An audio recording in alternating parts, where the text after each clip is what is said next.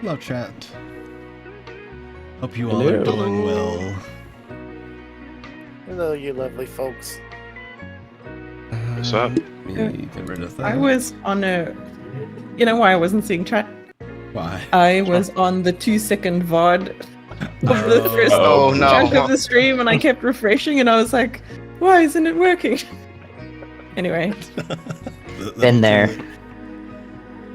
Yeah, also, I renamed those VODs, and they didn't save. So, I think the, 12-second one it says part 1 or part 2. Yeah, I also am hoping to get back on VOD uploading soon. I've been playing a lot of Dragon's Dogma 2, and unfortunately I can't play that and upload. My computer, it's already a miracle that my computer can play Dragon's Dogma 2. My computer is 7 years old. I have a 1060 graphics card. It's just not the most high-tech. Oh, thank you for the gifts. Yeah, of course. did I mention that my computer was apparently busy dying Oh, a short while back? But it's good news because we figured out what the problem is. It's not my motherboard. It's actually one of my HDDs that is dying, and that was causing everything to slow down because it had to take that hard drive into account. And then we disconnected it, and now my computer is fine. oh. Thank goodness. Nice. However, I do need to get a new hard drive. Yeah, hard drive issues suck. That's what I dealt with when my computer died. It's the only thing I've changed in my computer. The only component that I've upgraded. It's so worth it to get an SSD. Yeah. It's very nice. Yeah, if everyone is good and ready, we will hop on in. There we go. Let me find Winston. There's something about the little folders on the scroll bar at the bottom that still really throws me off. I don't think I'll ever get used to it. Every time I open up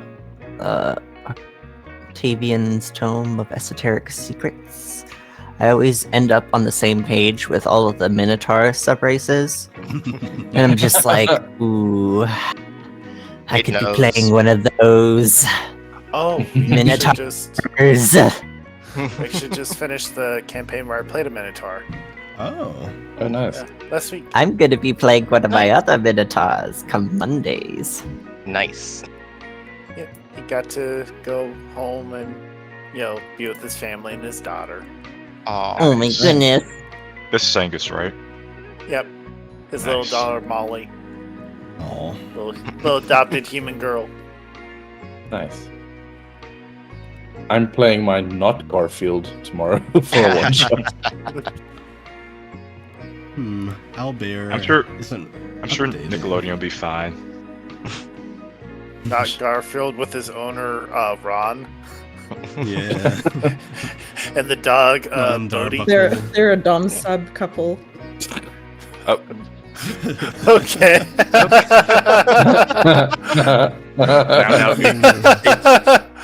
Now we can't get too spicy. Nickelodeon might cancel the stream. That's the problem. It's actually Nicola. pretty funny. We have 3 really beautiful characters that are extremely stupid, and then we have 3 non-human characters that I'm hoping will make up for that lack. But it's like a twink and a muscle bimbo and another a hot tiefling who just wants to fight everyone. So it's Nice. it's gonna be an interesting one. Okay, I'm updating the actual stream view because it wasn't updating for some reason. Let me do that.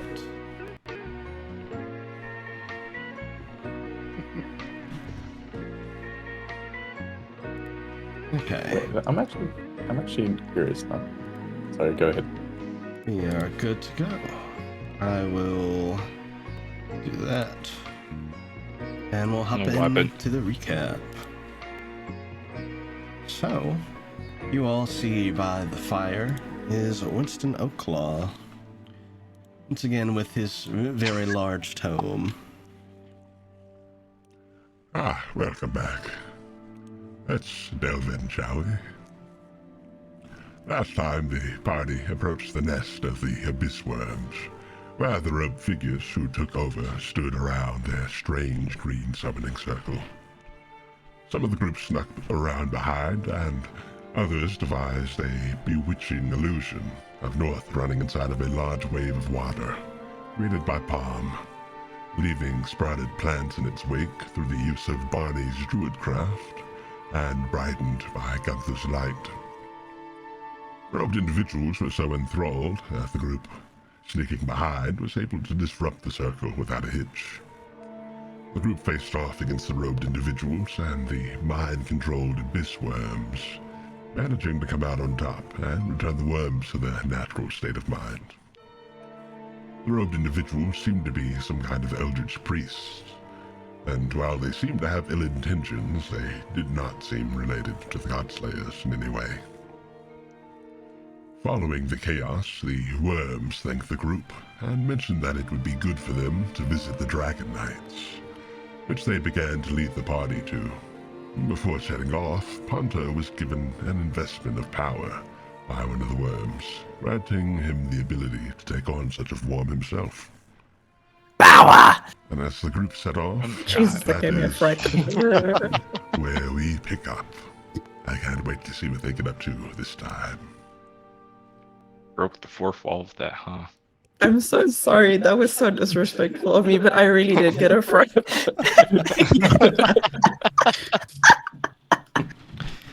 Power jump scare. Power word jump scare. The I abyss have noise words had. cancelling. Go Sorry. ahead. No, I was just saying I have noise cancelling. You first, and then I will go. I was saying I have noise cancelling headsets on, so the sound is very intensely in my head. Oh, yeah. Oh no. All right. I was I just going to can say smell the you. abyss worms do not know what terror they have unleashed upon this world, but they will soon know. Power. Not even denying it. Moving forward. You can't escape my sight. I have a 20 in wisdom and proficiency in perception. Doesn't help you if you roll a 2. No! My power! Give me 1 sec. I don't know why Owlbear isn't updating on the cast view for some reason. Might It's be also afraid of the power. yeah. Let me see. Did Ponto I skirt it. whoa. Did Ponto did his voice change when he powered up to sound like mini Skeletor? Or is that just Where?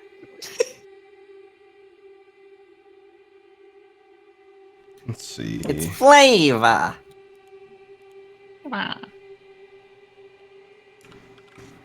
No, F5's not refreshing it. Let me open the cast view again. 1 moment, chat. All good.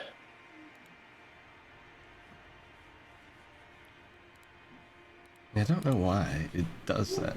The update probably jumbled it. You see, I would think that, but this is an Owlbear issue. Oh, right. Sorry. I confused this with Streamlabs. Yeah, Streamlabs is also having issues, but I guess it wouldn't be a stream without some kind of technical issue. Suppose not, yeah. Okay, let's do this. Let me open Chrome.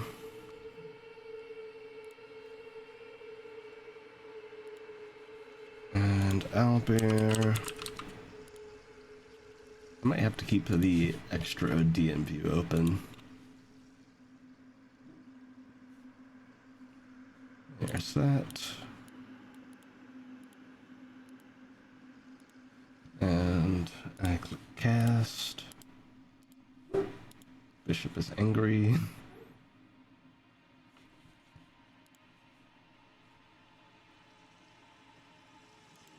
Okay, let me try to switch the scene and see if it'll switch while it's open.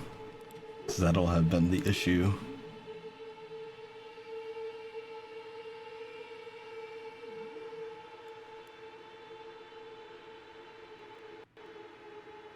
Yep, that's the issue. Oh my god, this is still here. Oh no. Oh my god. That was from the Bleeding Moon Party and their own little adventure into the Griddian Fold. Okay, there we go. So yeah, I just need to have both the tabs of Chrome open. My RAM is going to get devoured. Rust. All right, but yeah, I think we are good. Let me take away the BRB screen. But yeah, we pick back up with you all following behind the Abyss Worms as they lead you towards the Dragon Knight. And as they're doing so, is anyone up to anything in particular? Are we just walking towards where Varaxes is? Let me open the map. You guys are actually going towards the west. Let me see here. I believe the worms are going to take us to Varaxes. I think they mentioned. Yeah, they were planning to take Yeah. you towards Varaxes, but they wanted you to meet the Dragon Knights first. Okay. Yeah, you all are heading this direction. And you notice also, as you guys are on your way, at the ground, at first it's more of this kind of this dark blue, kind of desaturated dirt, but it quickly becomes a bit more muddy as you begin to make your way towards the west. And it's a lot more humid. You can see that some of the glowing fauna down here is a lot taller. There's essentially a forest of various mushrooms and other strange plants ahead of you, and this kind of swampy forest lit by hell yeah. the glowing plant life. Candles is flourishing. In her lane. Can I examine the weirdest looking of the plants? Yeah, go for it. Make me a nature check. Oh.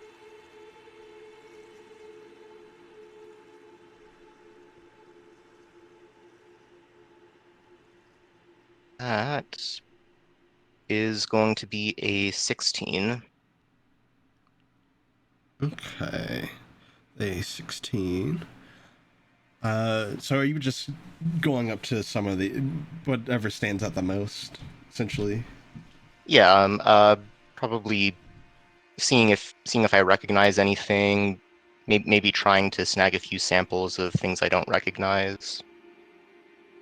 So, at a first glance, you do notice some of the mushrooms back where you all had battle with the Eldritch priests.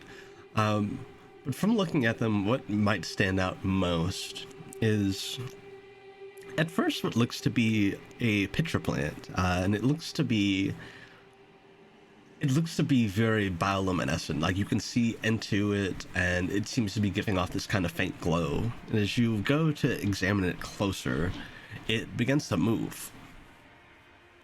And you can see that it, in fact, has legs. It has little root legs. And two strange bulbous eyes that are floating around in that kind of pitcher-shaped mouth. And make me... so you got a 16 with your nature check. Has Candles had any other exposure to the Griddian Fold at all? Not like being there in person, but I think I did reference that. Like she knows like a drow merchant of like alchemical supplies. So I don't know if she might know things like secondhand. Yeah, so I'd say perhaps you were told about these. These creatures, they're called Devourers they tend to get very big. They are mostly harmless when they're this small, but they grow to be huge and very much like certain species of snakes. Well, it's not necessarily a jaw, it's more like the opening to the plant. It will unhinge and it'll just swallow whole whatever it decides to feed on.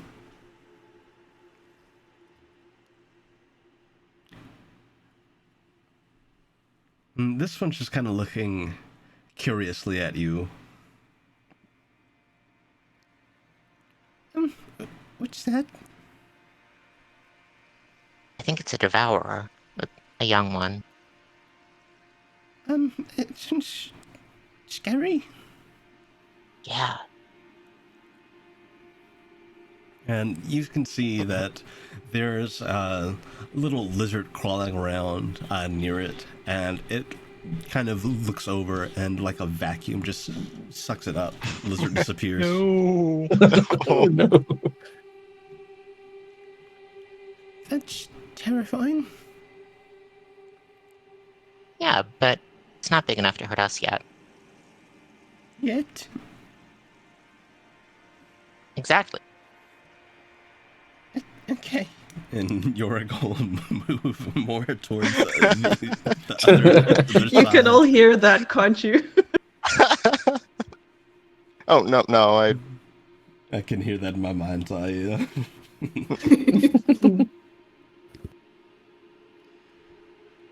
And as you all are continuing to walk, this little devourer it doesn't seem to continue to pursue you, but it does something very curious. Candles, you notice that it spits out a little flower. The flower seems to be this kind of blood red color. It seems to be at the edges of its petals, kind of giving this glow that beats kind of like a heart.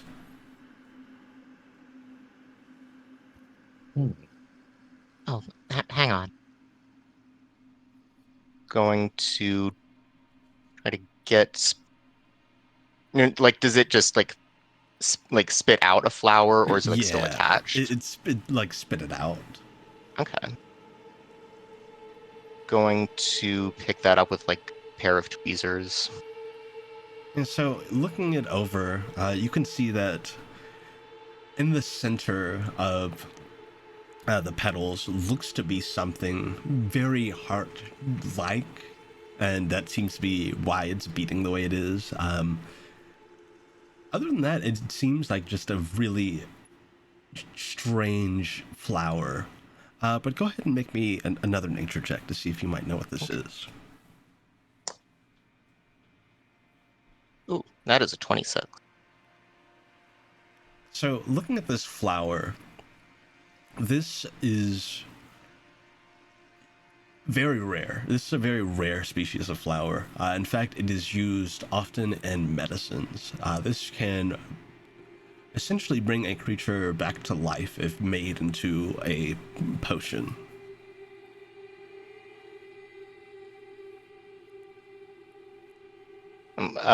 Do I know what the flower is called? This would be a wake flora.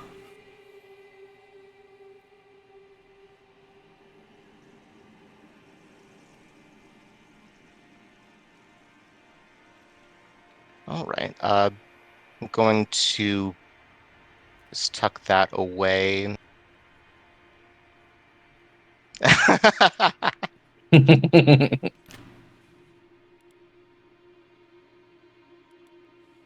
Yeah, you tuck it away, and you've now got yourself a very, very rare flower. Hell yeah. As you all are being led into this kind of swampy forest, the little devourer kind of skitters off, and you can see that you all are nearing what looks to be a hut out here in the swamps, raised pretty high off the ground. And the two worms that are leading you will stop and look back. Let's see here. something you would notice also is there is kind of this faint light seemingly coming from the house. You can see it shining out through the windows, and you can see there's someone in there moving around. As the worms kind of stop and look towards the house, the door opens. And let me get this art. Ooh. Important NPC time. Let's see, where is he?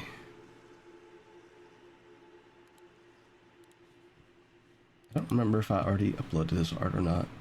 I don't think I did.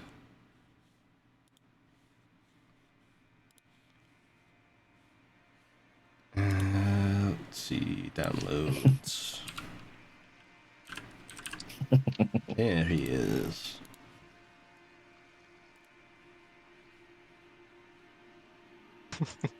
You still left me if I was a worm.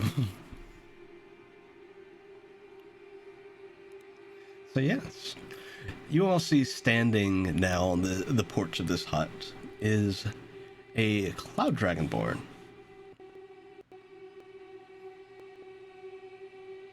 You see this gentleman. Ooh. And he steps out and looks down to the two abyss worms. And he begins to make his way down the stairs towards you all. Very closely eyeing Yorick as he does so.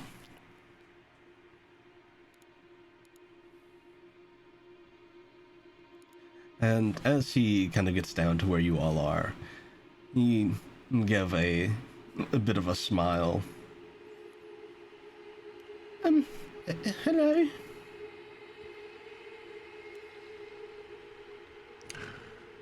Greetings to you. Hello there. Look. I've been expecting you. And it's good to finally lay eyes on you. What, you mean us, or? Yeah, both of you. I've heard of your, your journey. And I've been expecting you. You've heard of us from all the way down here? Well, not in the natural sense, I guess. I've heard of you because I've close ties to the tapestry. I lead the Dragon Knights. My name's Sturmir. It's good to meet you. Oh, well, good to meet you too. Pleasure. And you are the Dragon Sovereign. Yeah, I've been called that a couple of times. Nice to meet you. I'm Yorick. Yorick. Well, it's good that you're finally here. Why don't a lot of you come inside?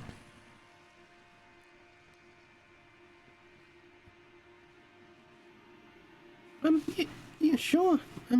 Okay. He'll beckon for you all to follow him up the stairs. Yeah, Barney follows. Thank you. Alice. Yep. Gunther's going. Yep.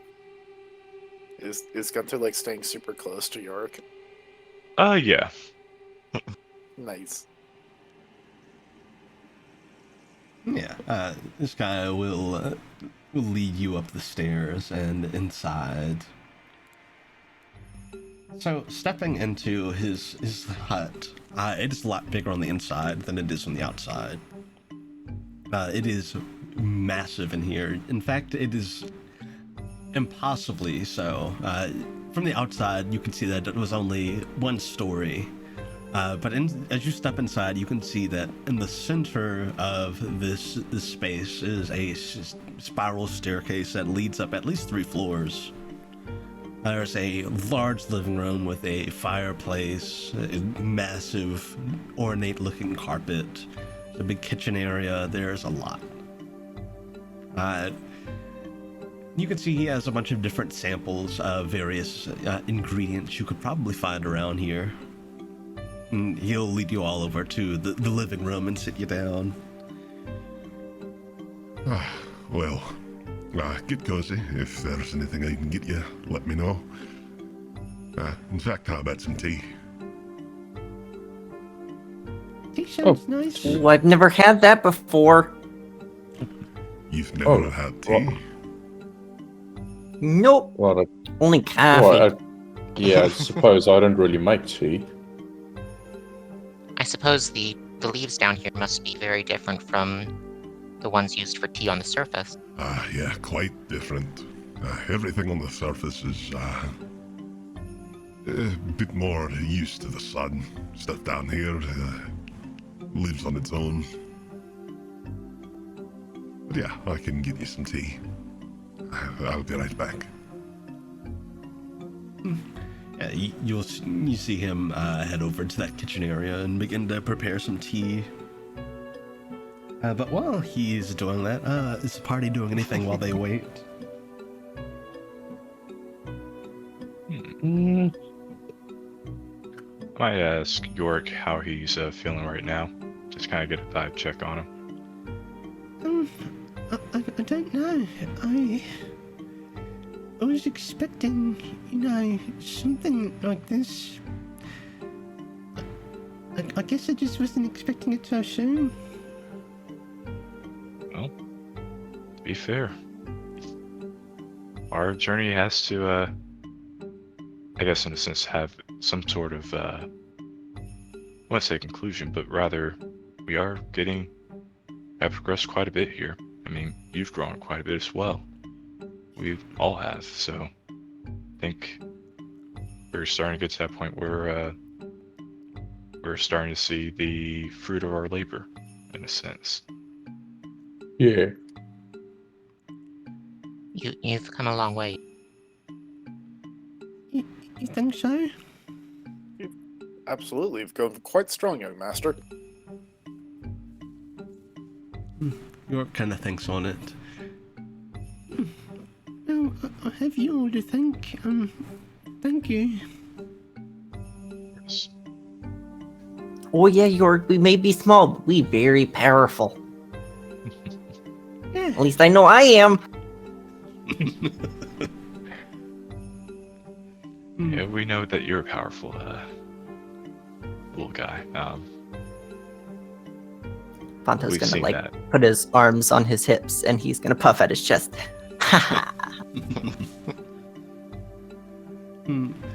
After a moment, we'll see Starmere. He comes out of the kitchen, and instead of like carrying this tray of tea, they seem to be levitating on a cloud similar to that of his mane and beard.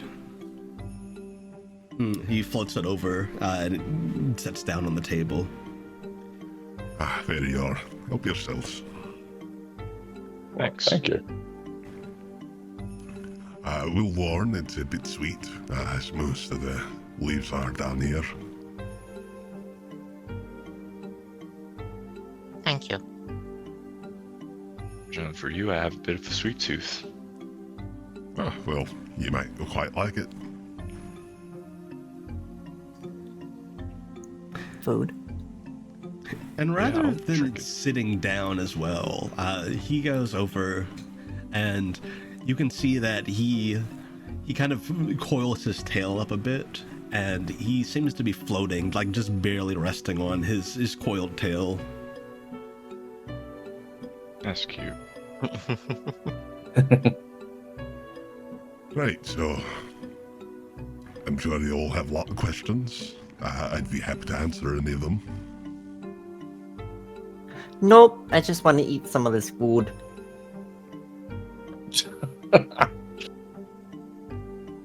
Yes. Well, Oh, you go first, Barney.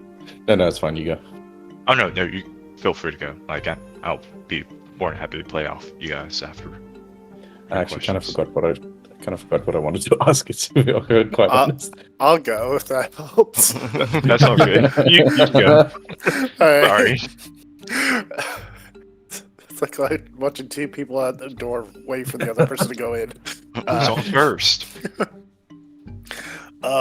So what exactly is the deal with this tapestry? What does it entail that we're supposed to do or we're chosen for? Well, in essence, beyond being the prince's charge, you all have important roles to play, I suppose. You, for instance, are the craftsman. You would go on to forge something of great ease. Okay, I do like that role. Huh. But surely, I mean, and I'm kind of, still not entirely sure what my role in this is like either. As far as I'm concerned, I think just being friends with all of you is more than enough for me. But you are the Hearthmaster. The one who tends to those who need hospitality. Oh? Fitting.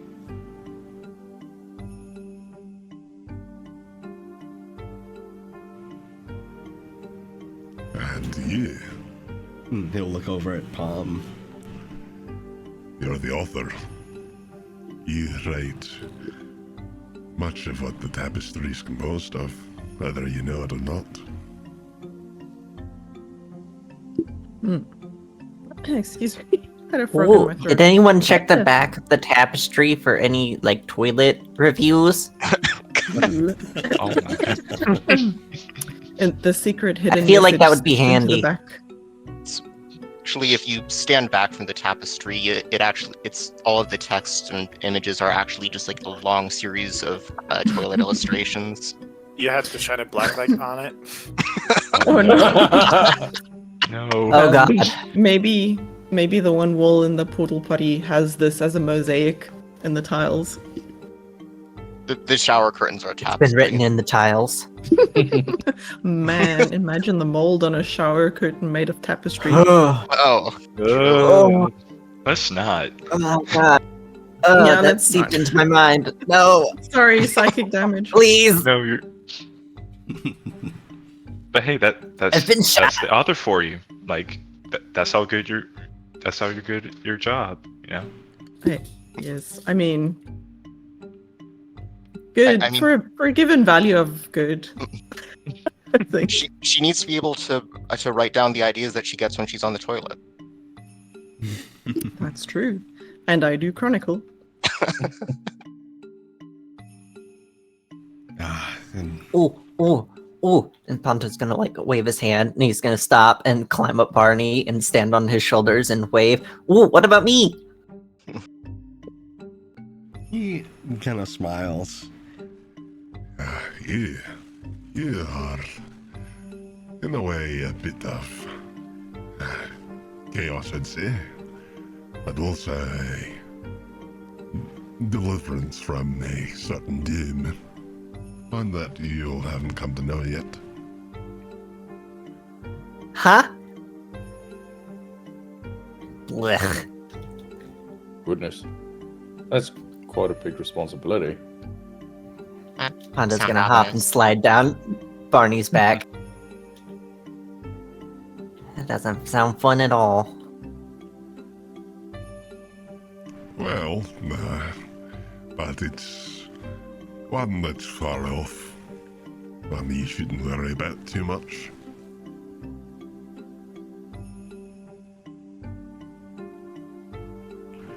And you, He'll look to Candles. you are the physician, one who makes the greatest cure, one that'll laid you all in grave need. Thank you. I do aspire to accomplishments. And last but certainly not least, you. He'll look at Gunther. You are the guardian, the protector. You're the prince's instructor and greatest ally.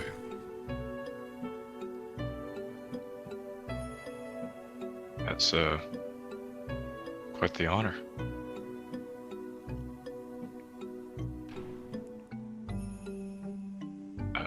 Thank you for that. I only know these things because I was gifted the sight. When the flame was last moved, it awakened some new oracles. I'm one of them. You may have heard tell of the Grey Oracles, as you can see into the past and future. Nope. Right. Well, I'm pretty sure I'm pretty sure we think that Yorick here is a Grey Oracle himself. Indeed. So you just kind of see things with your eyeballs? I mean, he did see the tapestry. He did bring us all together. Ponto, everyone sees things with their eyeballs. I don't always see things with my eyeballs. Sometimes I can see things with my tongue, my nose. I mean, fair. For reference, above table, Ponto in several forms has blind sight. Yeah. But yes, the prince is indeed a Grey Oracle as well. That's the ability to see the visions are something you hone with time. And I've no doubt that he will. I kind of want to see some visions. Oh, can I borrow your sight for a second? Yeah, you I want don't to think borrow that's- the sight? What? I was about to say that it's not how it works, but you can do that. Oh, so when I feel a little tougher, my mom tells me the different things I can do in my head. Hold on. And Ponto's gonna waddle up to him. Don't freak out. Alright. And he's going to cast Steel Sight. Interesting. Okay, let me look at that. A creature you choose within range must succeed on a con save or be blinded or deafened, your choice, for the duration. While the target is under the effect of this spell, you can use your action to perceive as if you were in its location until the start of my next turn. If you blinded the target, you can see through its eyes or equivalent visual organ. If you deafened the target, you can hear through its ears or equivalent auditory organ. When you use your action to perceive at the location of a creature under the effect of the spell, the target can use its reaction to expend a roll of one or more hit die. When it does, the target takes necrotic damage equal to total rolled. The damage taken is equal or greater to the spell save DC. The spell ends. Remove curse cast on the spell. Blah, blah, blah, blah. So yeah, you following kind of what you instruct him to, tell him not to freak out. He will willingly fail that saving throw. Yay!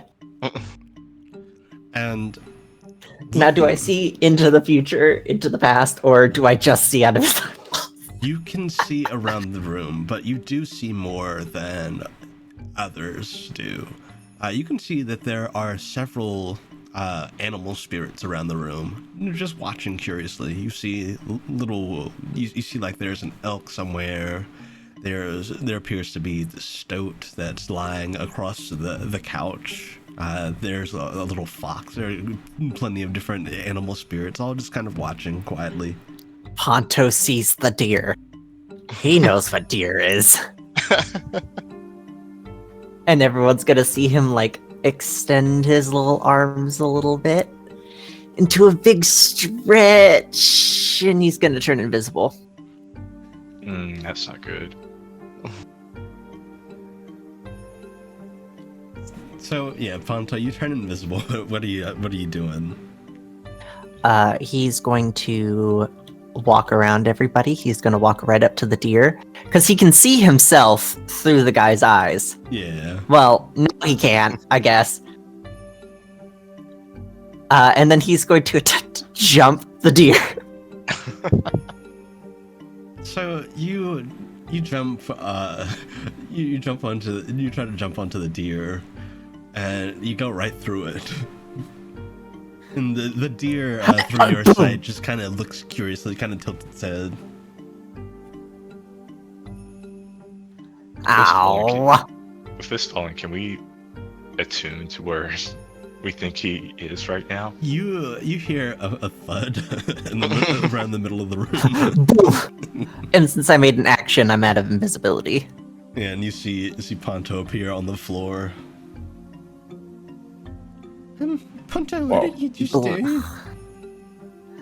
Well, I can see animals. And there's a deer right here, and it looks delicious. But I can't. And he's gonna, like, wave his hands through it. No one else can see it, so it just looks like he's waving his hands back and forth. Yeah. Why can't I eat you? If you drugged his tea, you probably should have used a narcotic.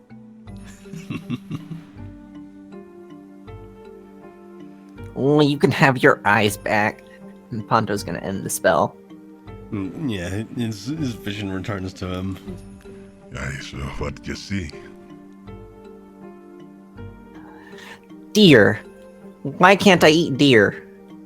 Ah, he saw the spirits. Ah, they're not edible. Oh, they're already dead. Yeah, in a way, yeah, they're already dead. Never in my entire The life fox did I looks so fluffy. I just wanted to pet it and eat the deer. Oh, we can do that back on the surface. Blech. Never in my life did I expect to hear, "You can have your eyes back."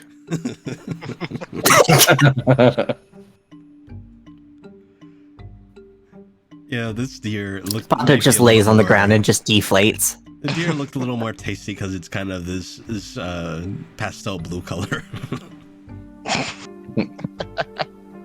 And the stoat that's lying on It tastes the like couch, a Smartie.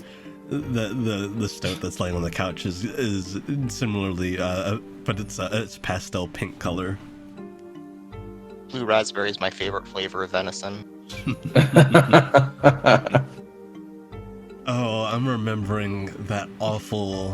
What was it? It was like blueberry chicken or something. There's Oh, an God. awful cursed food post.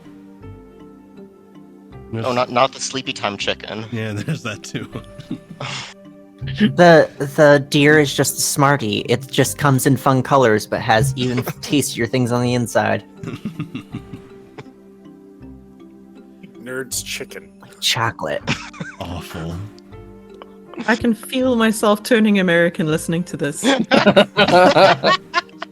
Y'all have Smarties. The little We chocolate. do.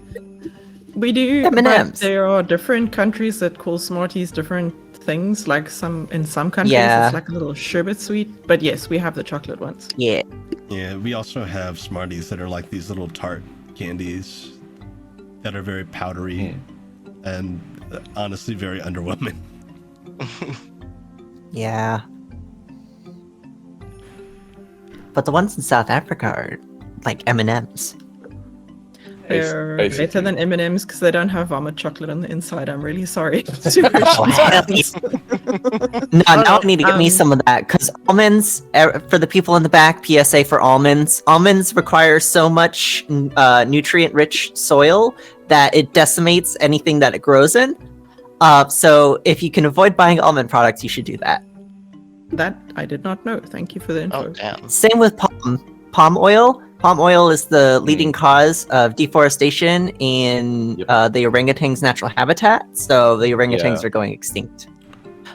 So don't buy things with palm oil, Nutella. Huh.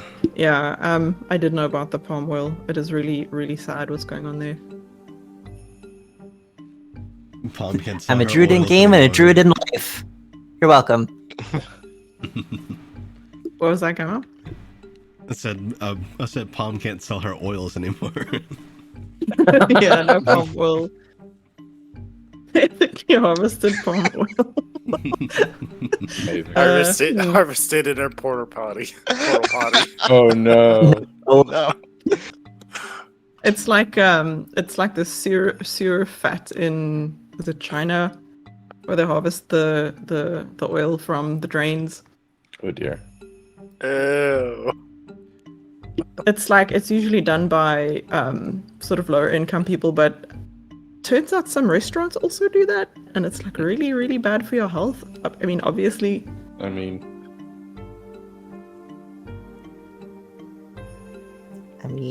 you gotta do what you gotta do for that extra dime. I guess, but you are killing people slowly. We've gotten off track. Yeah. Yes, sorry. You're welcome, game. You're fine. I'm there for you. Yeah, that's generally how the site works. The visions I was talking about are more like dreams, not just something you see with your eyes. right. Then why are all these dead animals here? Oh, I mean, they just, Don't they need to like go on to the great beyond? He kind of like well, waves his hand in a vague gesture. well, my dad also, like sees spirits and such. So, not all spirits move on. Yeah, they've always lingered. They quite like it here. I don't mind their presence. Especially since I can actually feel them. He'll go over and pet What? the deer.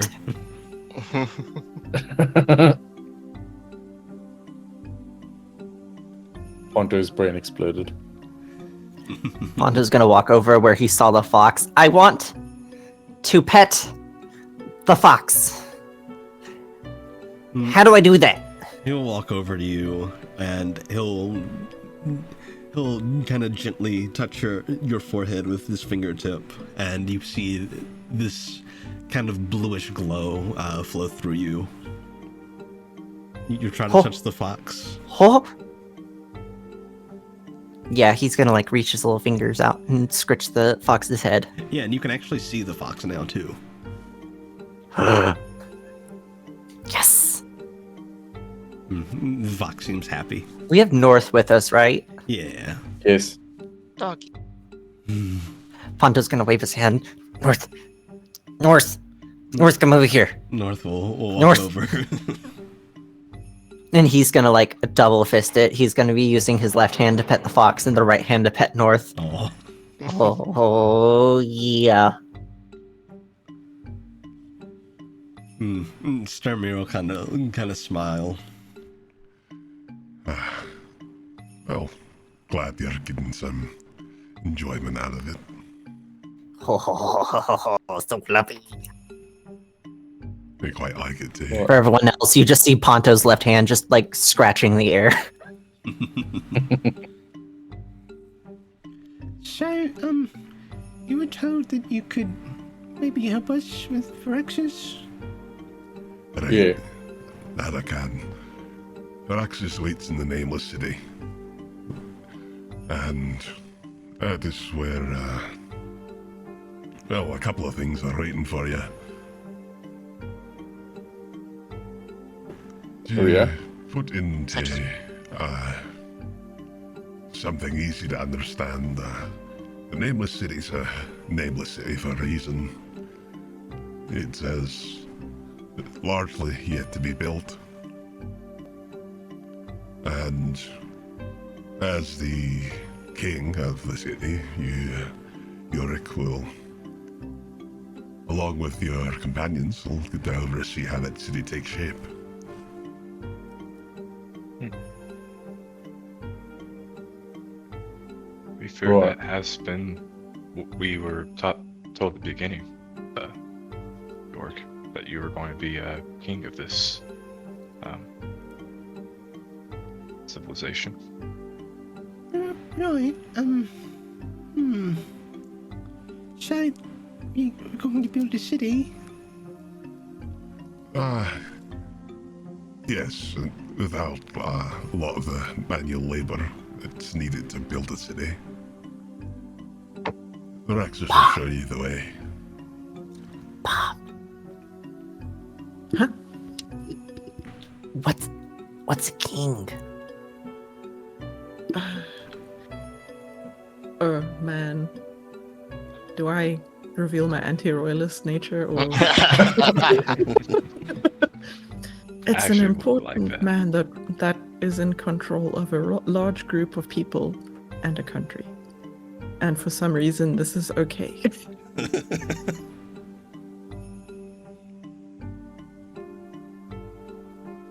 You can see Ponto's like buffering. Loading. You just see the little loading circle above his head, just dot dot dot dot dot. Dial dot, up dot, dot. noises. She will add that it is determined by birth in most cases, and war, but I'm not sure if she should add that to Ponto specifically. Yeah, be careful. Careful what you say here. do not give Ponto the concept that he could become a king through incredible violence. Usurp the throne. Yeah, I think she'll just leave it at that.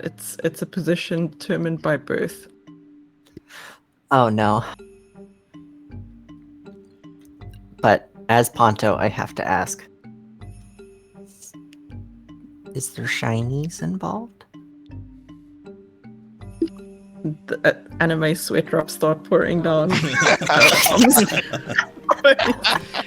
Sometimes, yes, but it's more about taking care of the people. Blah. Yeah, see, you wouldn't like it. It's not fun. Don't you worry about that concept. anymore. Yorick, you can do that. That sounds really Phew. boring. Yeah, I'll do my best. You'll do great. Don't worry. I've got full confidence in Yorick to be a great king. Oh wait, I thought that was a whispered conversation. Did everyone hear that? I imagine it was a whispered conversation. It was a whispered The conversation. last Okay, bit. great. The last bit. Yeah. Otherwise, Yeah. that would have been really The awkward. last bit, the last bit definitely Yorick heard because Ponto actively said something to Yorick, but Yeah. everything else was a whisper. Yeah, you're smart enough to put together what you meant. He sees the sweat pouring off palm. Yeah. If you don't mind me asking, there's a friend who's not with us today. Right. What is their purpose? Robin's purpose. Yeah, I was about Oh, to the glowing blue guy? No. Well, yeah. Oh, I was gonna ask that same question, actually. Stormy Or just if you coming out of... Oh, Robin? They're the big bad. God. Strangely, Robin's been foggy on the tapestry. It's hard to say. It's one I've not seen clearly. Before, it was someone with very great knowledge. But as perhaps mentioned to you, the tapestry can change,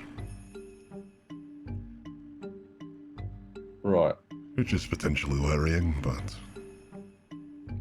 Suppose it's just something to keep in mind. Well, I don't think everything is always predetermined. At least that's how I understand it. I agree. It's up to folks to change their fate. Right. So, speaking of, what's Varaxes' role in all this? Varaxes is a medium, so to speak, between the gods, the higher powers, and the mortals. In essence, he's to be Yorick's protector might not be the right word. What would be a good word for it? Perhaps, co-king? Maybe? Like a patron? Yeah, Or that's a good something word of the for like? it. A patron. A benefactor. Would you say that maybe he's like a source of power for York? Yeah. I'd say so.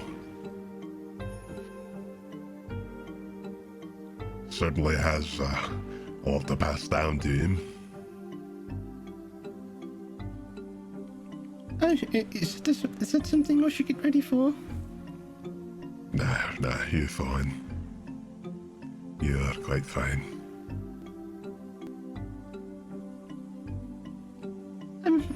Okay.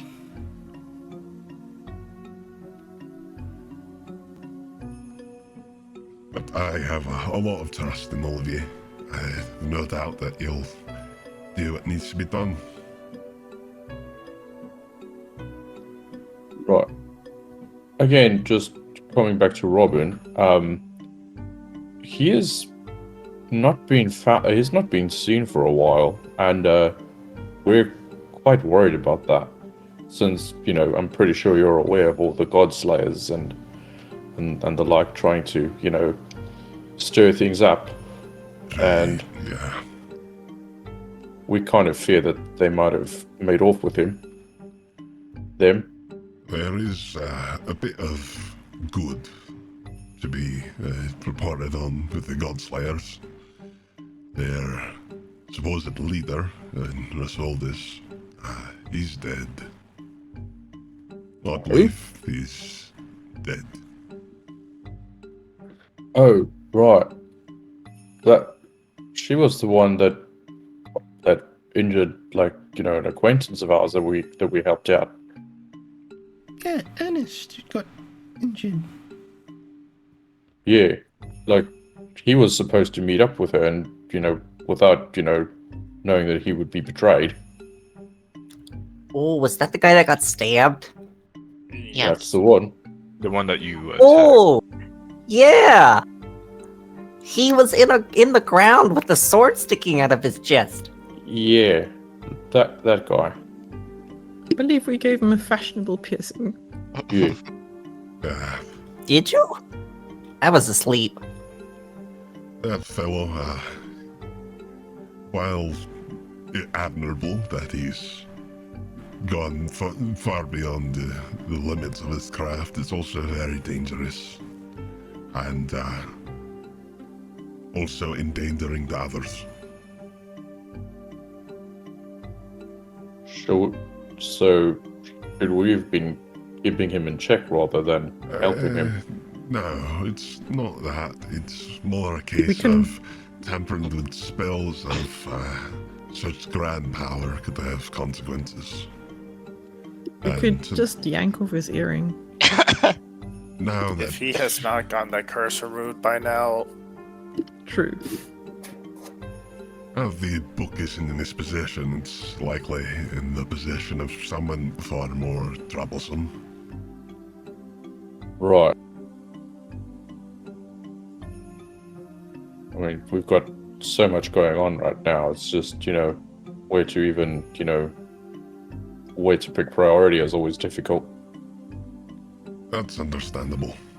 But you've also got allies.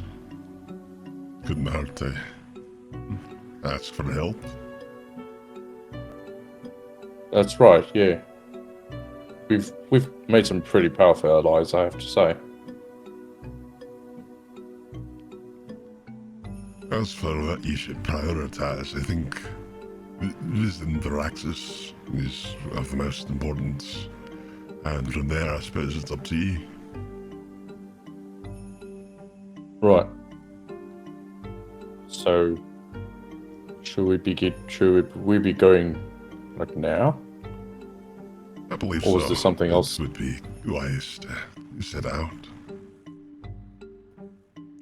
All right. So, are you like just? I don't think this has been. I don't think if this has been established. But are there like other people like in this like hut? Like, There because doesn't Bonnie seem was to about be. to ask.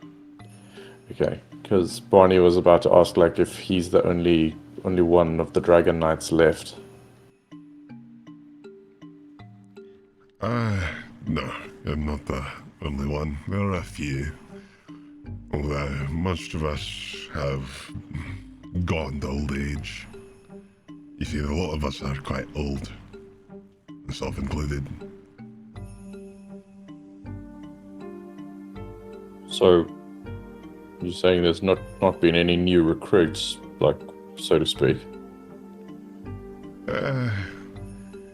It's not really recruits to say. It's more like those of us at the site were brought together by Varaxes. And with how the tapestry is, it's hard to say how long we'd be waiting, I suppose. But we've been doing everything we could to prepare. And Right. not everyone lived. Which, again, isn't the fault of anyone. It's Right. just a matter of the flame hasn't passed on the site to many younger folk. It's very fortunate that Yorick here has it. Here. You know, speaking of, you wouldn't happen to know anything about whatever that order was that, you know, attacked the abyssal worms? Aye, the priests. They... Yeah, them. I don't know much about them. They've become a problem more and more recently. Jack, that's how we lost one of the other Dragon Knights. They were captured, and as far as we are aware, they were killed. They don't seem to be after the God Slayers or anything, but they might be interfering with the tapestry, if I were to guess. Well, that's not any good either. No, not at all. Best to be mindful of them. Right. You know, I guess one more thing to look out for. Well, as far as our venture to Varaxes, it'd be best to set off when it's a bit earlier. I know it's hard to tell down here what time it is, but it's actually quite late. And despite there not being a sun or anything, things of the more dangerous nature do come out at night down here too. So, might be wise to set off in the morning. Oh, right. Yeah, it's kind of difficult to tell. Yeah, the only way to tell is to watch the glow of a lot of the plant life down here.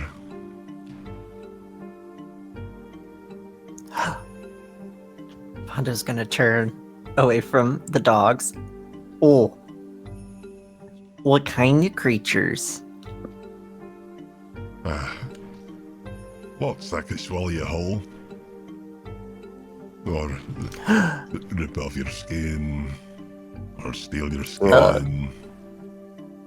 Oh no. The Yeah, skin snatchers.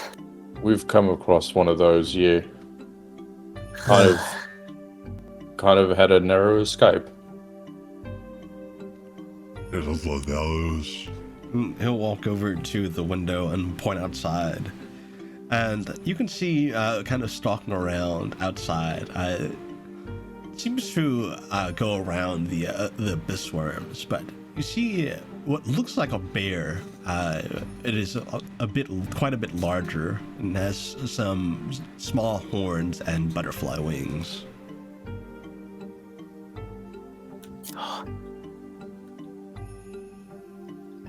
Ponto's gonna waddle up to the window and kind of look.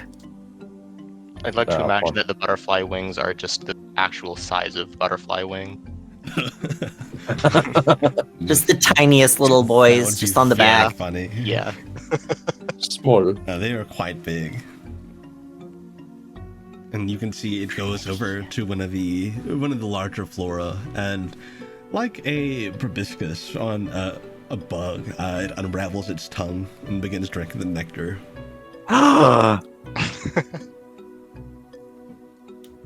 Ponto's just gonna like stare at it. What's in the flowers? But Barney's just keeping his eyes on Ponto, like if he ever decides to run outside, that he's just gonna grab him. I imagine Barney is like directly behind Ponto with his hands out, like ready to just do the quick grab. Nectar. A drink from the flowers. Those are surprisingly some of the more harmless creatures down here. Although most things down here can be dangerous if provoked, so take that as you will. Yeah, let's not go around provoking things. Eyeballs Ponto. I want nectar. Are you sure about that? You just had tea. That's very sweet. That's pretty much like nectar. Yeah, you could get you some. Tea is like nectar? I That's like tea. That Tea means is I like nectar. Starmere will go over to a cabinet and he'll come back with a little vial of this kind of golden liquid and pour it into a cup for you, Ponto. Oh. I'm just going to watch Ponto to see if it has any weird effects on him. Ponto's gonna walk under Barney's legs and walk past him and reach his little hands up for the vial. He'll hand it to you. He's just gonna knock it back. So you drink it. It's very sweet. It tastes very floral. It is this kind of... At first it seems very overpoweringly sweet, but it has kind of this honeyed floral taste to it. And when you're done, as you're kind of watching Ponto for any effects, Ponto's tongue is glowing that same gold color. Ponto's like facial responses to the flavor is best described as like the kombucha lady, where it's like, ooh, wait.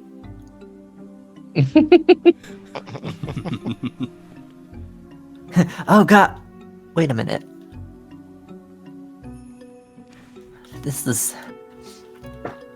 Oh, that's good stuff. You like it? Oh, I wonder if it'll taste even better directly from the flower. Might be a bit hard to get straight from the flower. If you've not got a tongue like that creature. Oh, ho, ho, ho. That's no problem for me. He'll kind of quirk an eyebrow. Ponto's gonna turn and walk towards the door. Alright, is anyone that's stopping Ponto?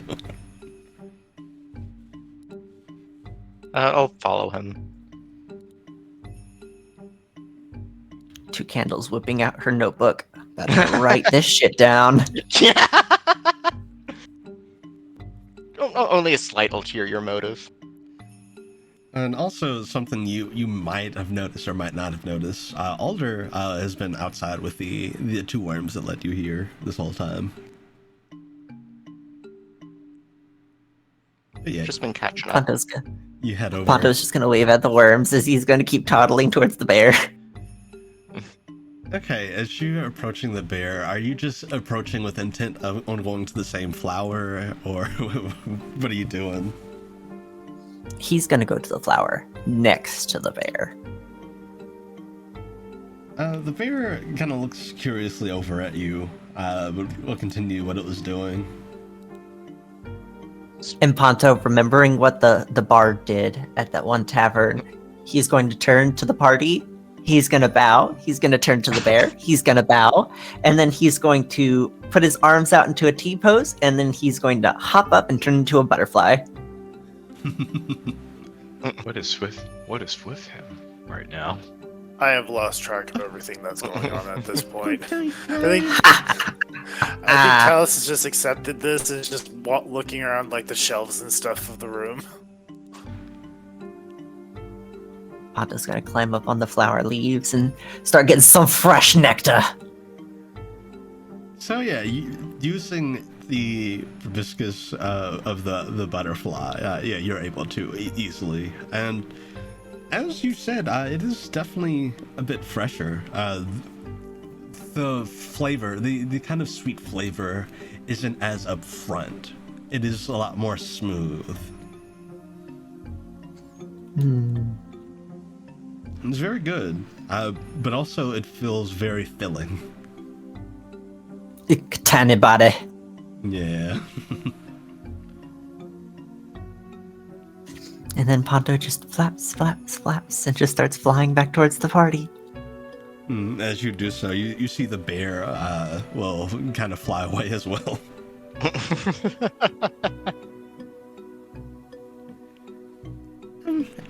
Unbothered, moisturized, in his lane, focused, flourishing.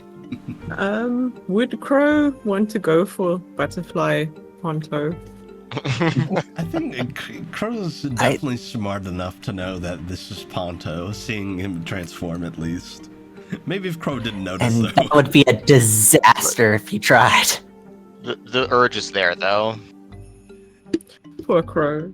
Could you imagine Ponto doesn't technically take the last point of damage to revert him back until after he's swallowed? Oh, God. Oh, Crow no. just fucking explodes.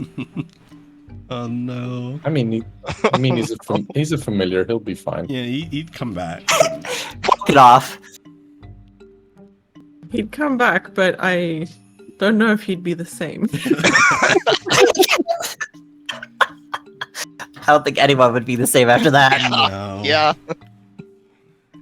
TK, you said Talos was looking around at some of the shelves. Yeah. Are you looking for anything in particular? Just kind of like anything of like particular note or interest. I imagine he's thinking there's probably some like, maybe some plants or stuff of like magical properties or such. So he's kind of like, gently like touching things with his finger and using the object affinity to see like of magical properties. So yeah, as you're kind of looking around, you find a lot of very strange things. A lot of mushrooms, a lot of different flowers and various leaves. Then you find one plant that is especially strange. Looking at it, it looks like an eyeball with a stem. And as you touch it, you find that it has a very intense divination magic.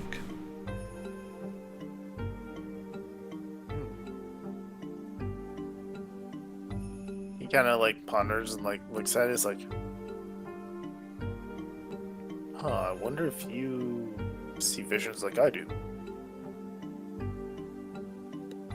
Just tilt his head a little bit. And looking at this strange eyeball plant, you see it blink. Nope.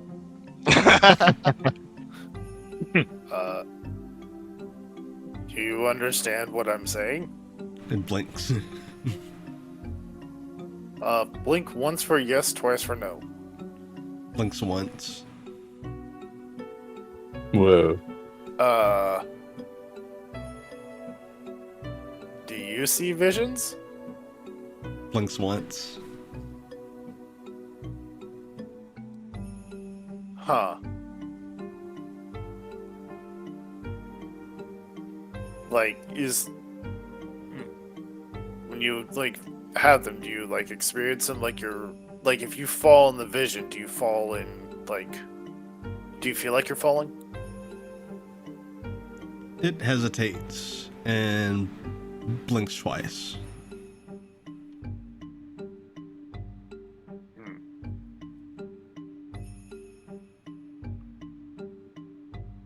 Do they ever just, like, because I have to touch things to make my visions happen, but sometimes they just, or at least in one case, they just happen. Does that happen to you? Blinks once. Huh. Anyway, like, do you know how to, like, make that happen whenever you want it? Blinks once. Is this thing just blinking? And it maybe Yeah, just defaults to one blink? Yeah, I would Maybe- like to roll insight on a plant. Maybe candles can help you. You said, is it just blinking? Yeah, it's blinking, but it seems to be like waiting to blink in response to the questions. Quick question: is it blinking with like a plant like folds, or is It's does it have like a plant? Like it's almost like it's mimicking an eyelid. Okay.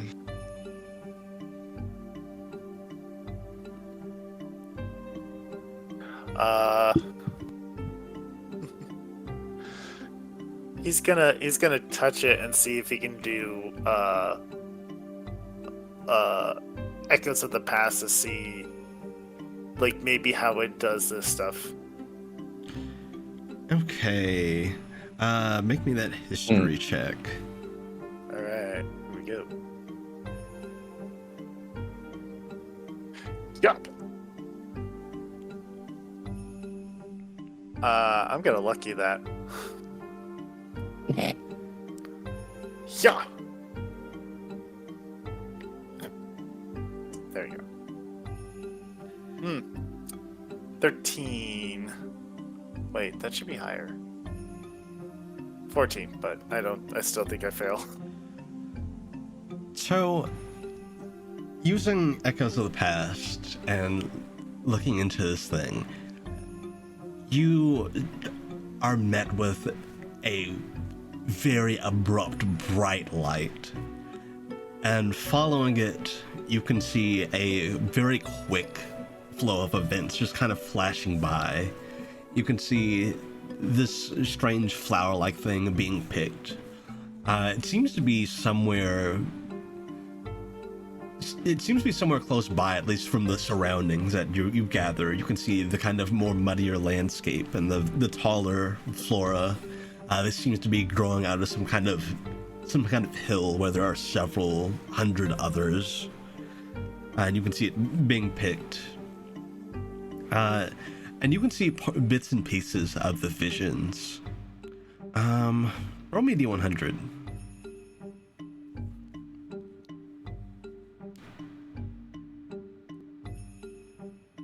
Uh, 67. 67. I'm just 2 away. Ooh, very interesting. So, one part of the vision you can see what looks to be the future. You can see from up in the sky you can see these large fissures forming. You can see the ground beginning to split. You can see the sea beginning to erupt, and you can see that the essentially the plane, the material plane, is cracking apart.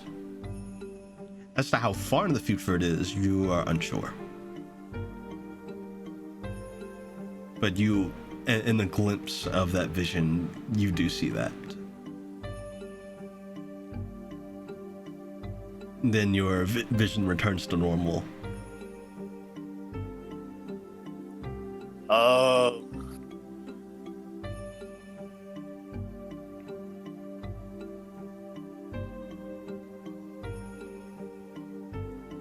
Marty, pomegranate, Gunther. You're right yeah. there. What's wrong? I think I just had a vision of the future from this plant. Did you lick it? Did I what? Did you lick it? Oh, I just swallowed a mouthful of extremely hot tea. Oh no. No. That happened in did the you lick it? fiction. Yeah, she's like, did you lick it? No. What? Hey, we have to. You We said have to you make had sure. Yeah, you said you had a vision. I just touched the plant. Like, I'm not Ponto. Anto is gonna flap his little adorable butterfly wings, and he's gonna land on Talos's nose. Gosh. His eye is narrow. He's like, I know it's you. Get off. He's gonna flap off his nose, and he's gonna fly over to the plant. He's gonna unfurl his proboscis, and he's gonna try to touch the plant with the proboscis. Drink its tears. Are you trying to taste it? Yep, Interesting. you Is it gonna exactly eat right. him? Palm is watching with great interest. I'm just watching with great caution, I guess. Concern. Yeah. Reservation. Yeah, basically that. I'm used to it right now, but it's also just like, gotta make sure that, my kid doesn't die or something. It's funny, but we need to watch out to make sure it's not dangerous. Very, very interesting.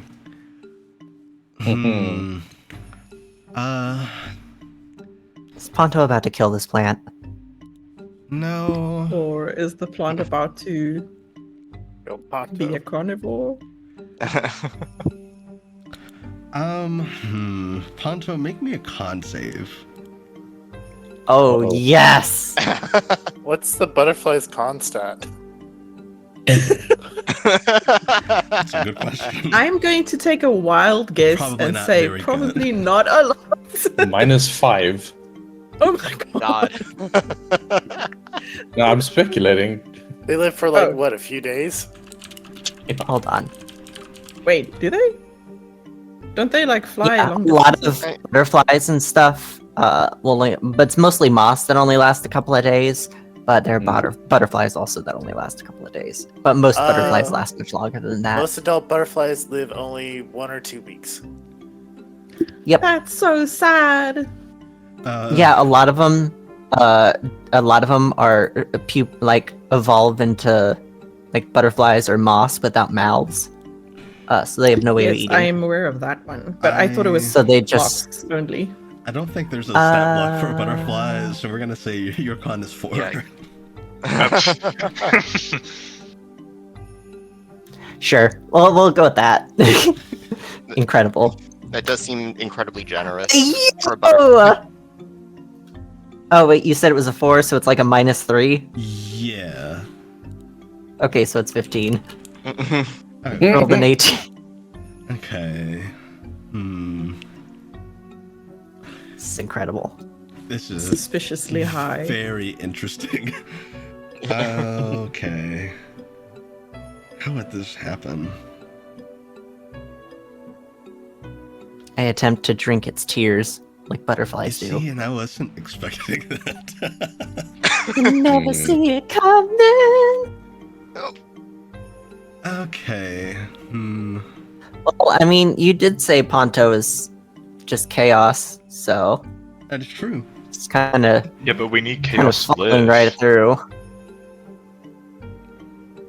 That is so interesting. It is not at all what I was expecting. So, But for those in chat and for the gamers available, did you know that there are several species of butterflies that will actively irritate the eyes of other animals to drink their tears?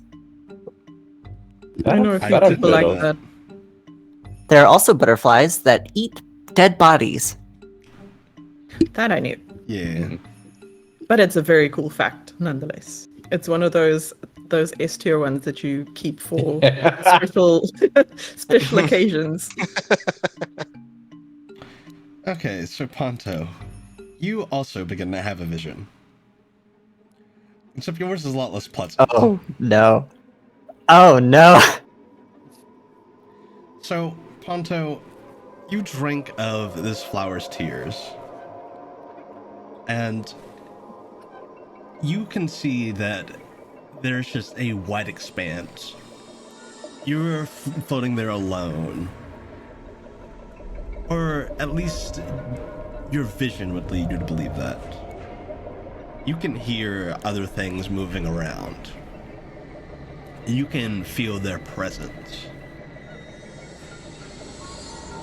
You are not alone.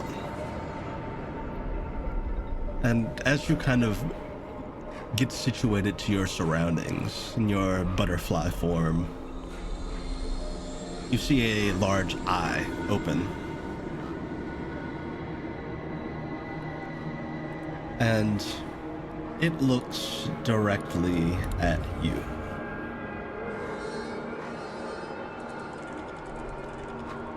You seem to just be floating there, even unable to flap your wings, as this big bluish eye looks at you.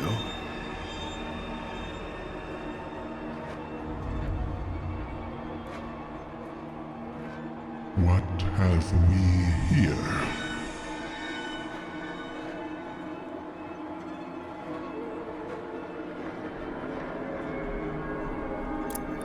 Can Ponto speak telepathically to this eyeball? I am just a floating butterfly. She doesn't have a mouth. Yeah, do you try to speak? Sure.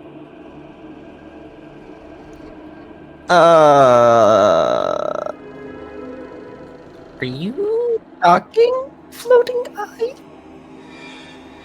Indeed.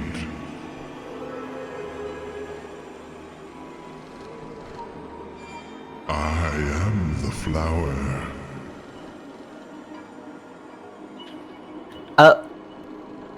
Oh? You wish to see as I do.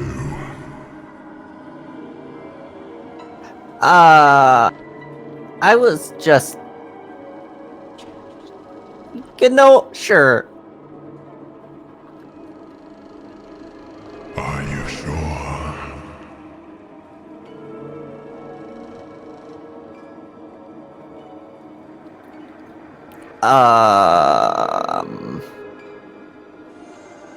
Now I'm not so sure. For the rest of you, Ponto disappeared. Whoa. He turns invisible all the time. Yeah, I was gonna say, Gunther's- is he invisible or? Gunther's Sorry. going to Well, use now Harp he's an Place. invisible, highly fragile creature. Gunther's going to use Hearth Place to see if he can detect Ponto's temperature. You can.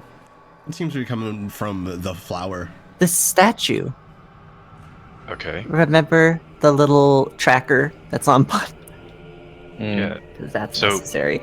Ponto's still here. He's just at this flower, and I guess he's trying to feel if there's an invisible Ponto there. It doesn't seem like Ponto's invisible and near the flower. It seems like Ponto is in the flower. Okay. He's my in God. the flower. it was a pitcher plant in disguise this whole time. I was just gonna say the flower ate him. I slipped and fell in.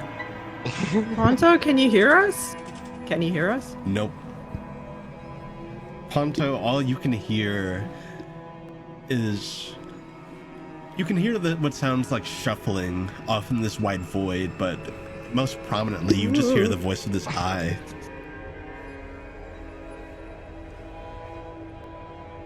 I do not believe you want to see as I do.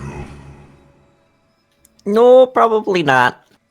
Oh, but since we're here, this is a pretty scary place. Why do you live here?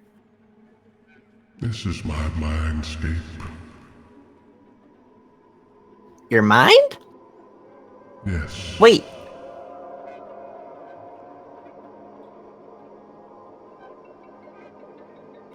Yeah, I don't think I want your vision, because I don't want to be stuck as a plant. Be gone. Up. Ponto, you Rejected. reappear, and you are kind of sent flying through the air in your little butterfly form. You all see Ponto rematerialize. Be gone. That Thought. easy. Thought destroyed. I want that twink obliterated. Yeeted. Ponto, are you fine right now, son? I don't know why I'm calling you son, but yeah, are you okay? Ponto's gonna unbutterfly. Yeah. I think I'm pretty good. I got to What go into happened? the plant's like mindscape, I think is what it said. You screwed around and found out, didn't you? Oh, it wanted to know if I wanted to like see as it does. I don't know what that meant, but I just thought about the idea of being a plant stuck on a shelf for a long period of time, and I just don't like that idea. Given what I Yep. saw through it, I wouldn't recommend it. Yeah, I think from now on, it's probably best to stop, licking things you don't Yeah. understand. So, let's not lick things anymore, you all. Do we really have to explain this? I I mean, mean, apparently Okay. since two people did it. I didn't lick the Does- plant.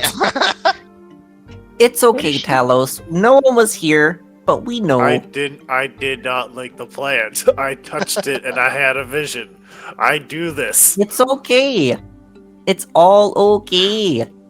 Gunther's No gonna one roll will think insight any less this- of you for being delusional. Gunther's gonna We've roll all licked insight the to plant, see Brandon. if Talos is lying, even though he isn't. But Go for it.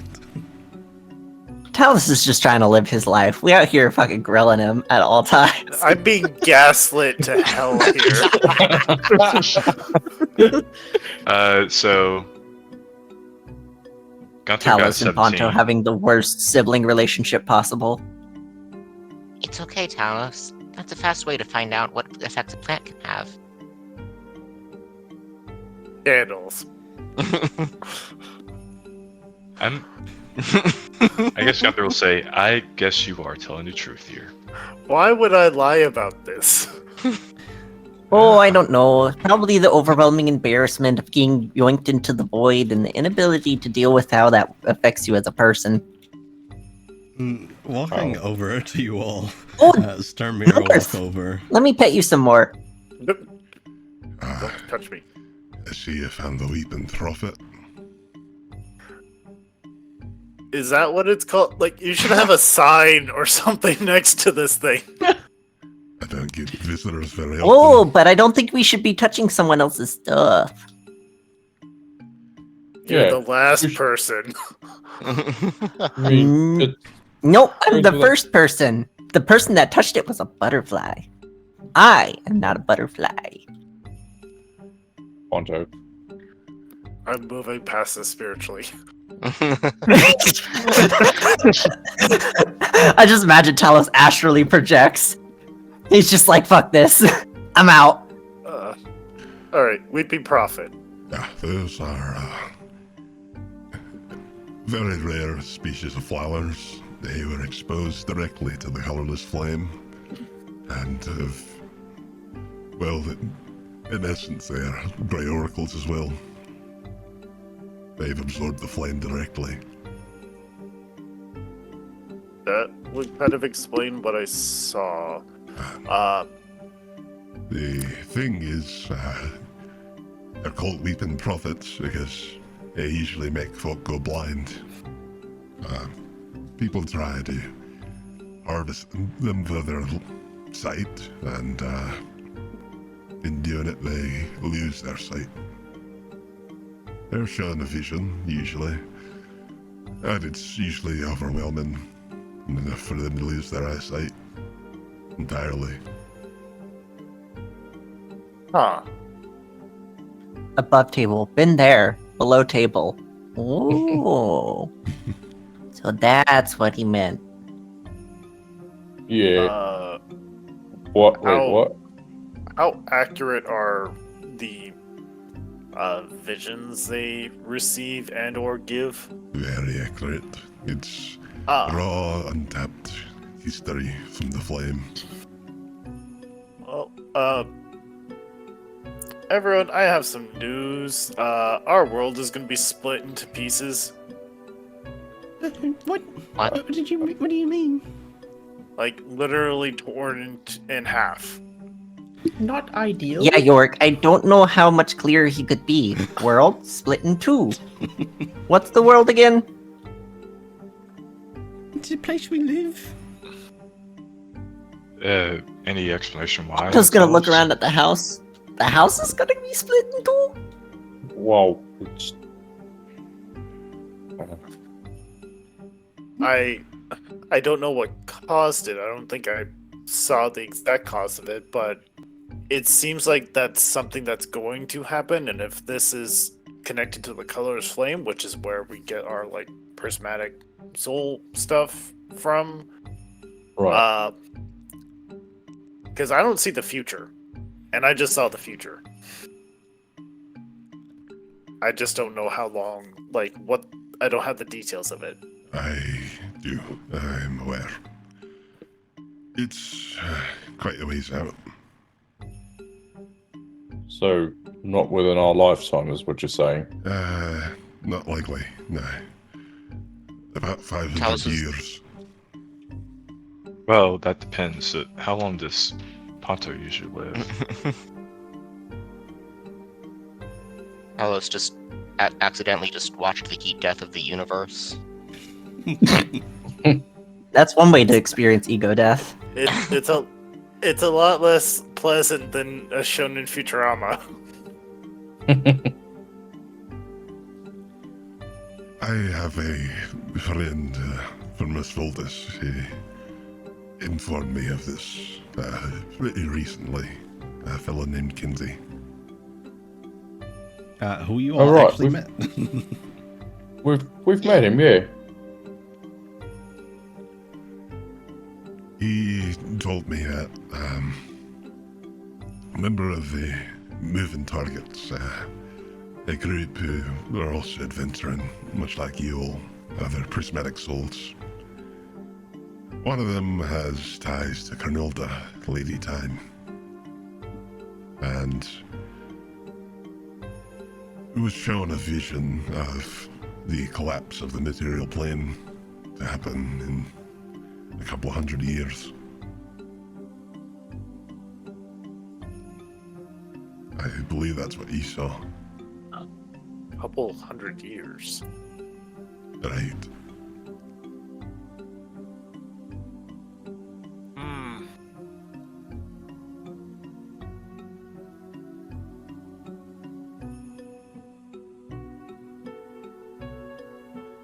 So there's nothing we could do about it. I've done a bit of research, and there's little we can do about it. It's not impossible to stop from happening, but it's very unlikely. Even if the gods were getting involved, it's little that could be done about it. Everything ends eventually, right? So suppose Not that's true. yet? Question mark? From what I was told, there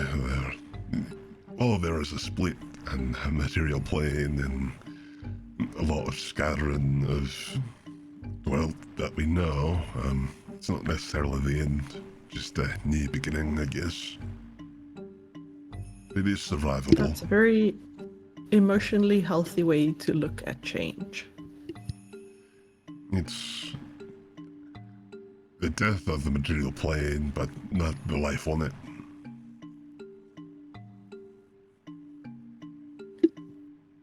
Well, I suppose part of our mission is to see as little suffering as possible. So if we can somehow, if it can't be prevented, if we can soften the blow on those living in the world, maybe that would be worth attempting.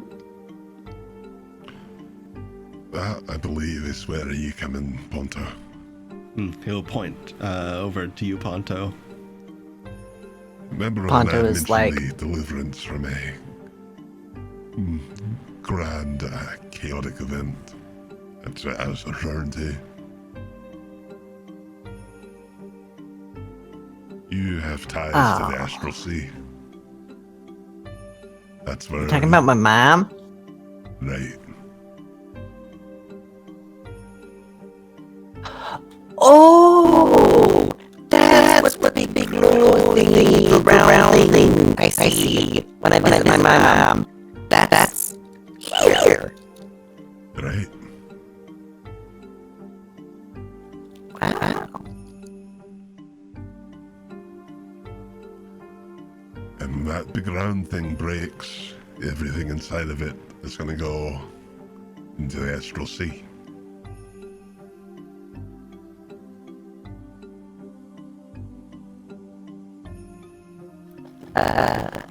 That's so bad. Just float around.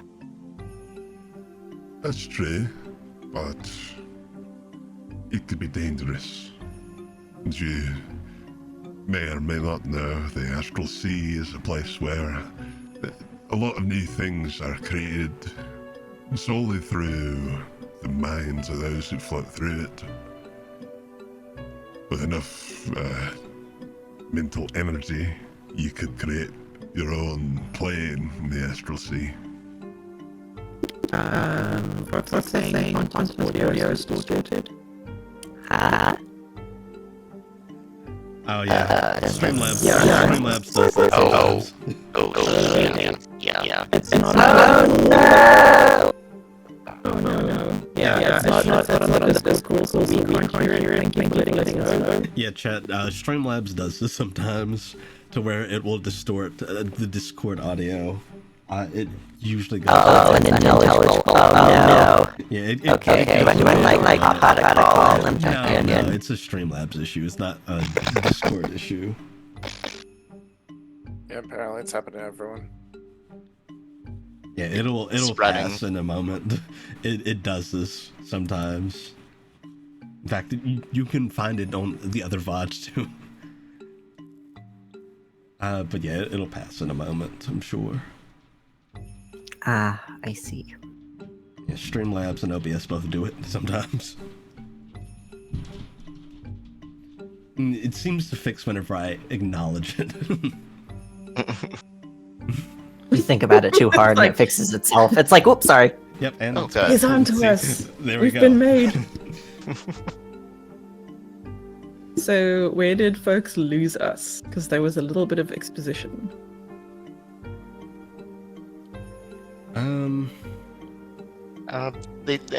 They specified Ponto at first, so they might have heard the gamma correctly. Yeah, I don't know if they you heard the probably heard exposition. my end fine. It's usually just a Discord call that gets messed up. But Ponto was talking about his mother and the Astral Sea.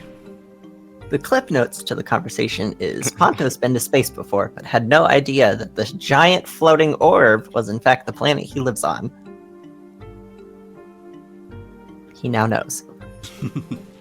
Did he ever just think about the orb as something delicious he should try and eat? Can't really move too well, and the orb is too big. That's never stopped him before. Local halfling unhinges jaw in each universe. Yeah, I've seen pictures like that before. Yeah. Yeah.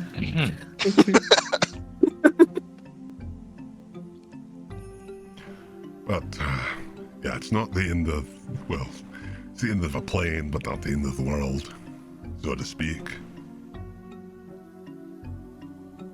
Right. It'd just be a matter of preparing everyone for what's to come.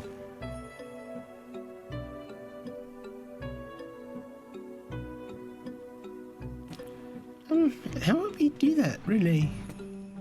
I don't know how you would tell someone about that without them freaking out.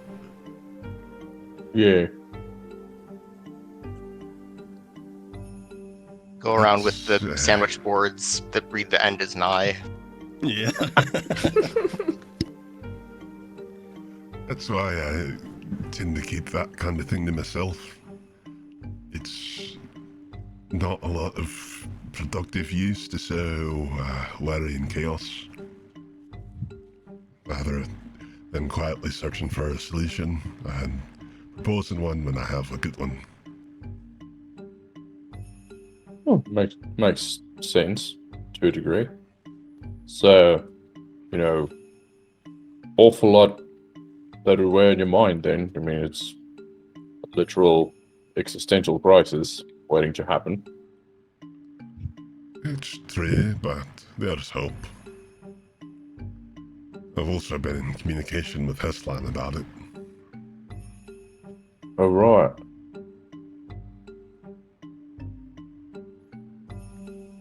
I'm sure it'll pan out. There's a tinkerer over in Rasvoldus. She's figured out a very promising means of traveling through the sky, so if he could get to travel through the astral sea as well, and there's promise. In fact, the moving target G's one to approach the tower that Oddleaf is residing in.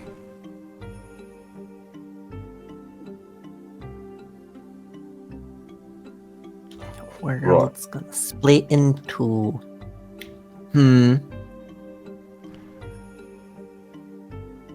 more like splitting into 32. Oh, ha. Big break, but it's something we'll overcome. You seem quite optimistic about this. I take it there's a high chance of helping it not be so terrible for people. Yeah, I believe that with time and research, it's something that we can get around. It won't be anything it won't be anything too disruptive, at least, and as minimally disruptive as something like the material plane breaking could be. I don't suppose you've had any visions of specific things we do to fix this. That's the difficult part. But as far ahead as that is, it's the only clear part of it. There's not really anything coherent to make out.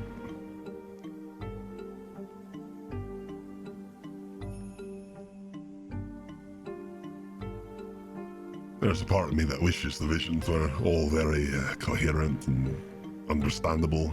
They're just not. Yeah. That makes Well, sense. And Ponto's I'm a little sure there's lot tired. of- But hey, stay awake. We're talking here. Nope. Oops. Ponto needs to go to sleep. Ponto, speak to me. Ponto's just gonna lay on top of North and is just kind of lost in the fluff. I think North will kind of curl up. that's probably enough stimulation for him anyway. Kind of Fair like enough. a puppy where they're very active for short bursts and then very asleep for short bursts. honestly, with Ponta, it's a good thing that he didn't get blind touching the weeping prophet. Yes. Yeah. Well, yeah. I don't know how he would have handled that. Very well, I'll say that. And speaking of the weeping prophet,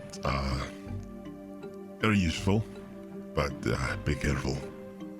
They're very dangerous. Yeah. Alright, No doubt.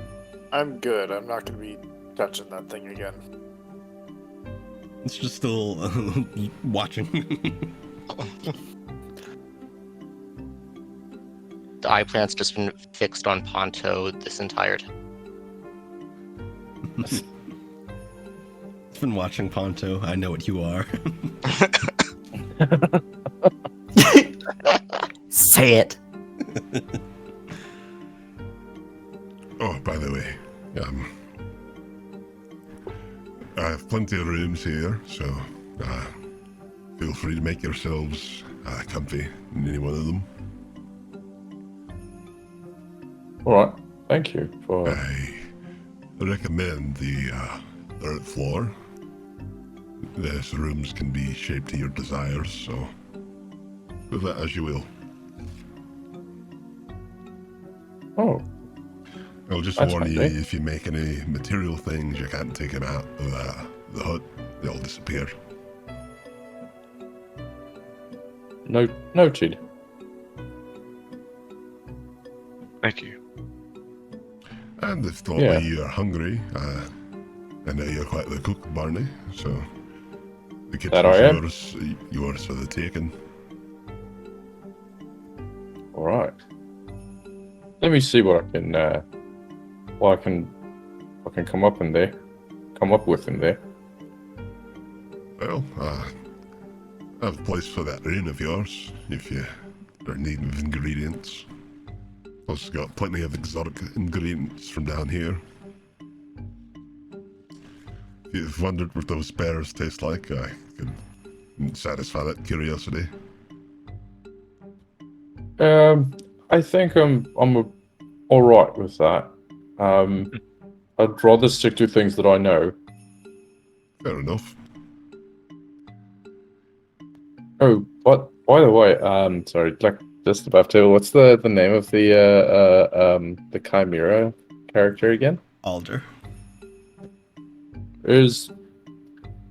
Don't suppose you know anything about that fellow over there?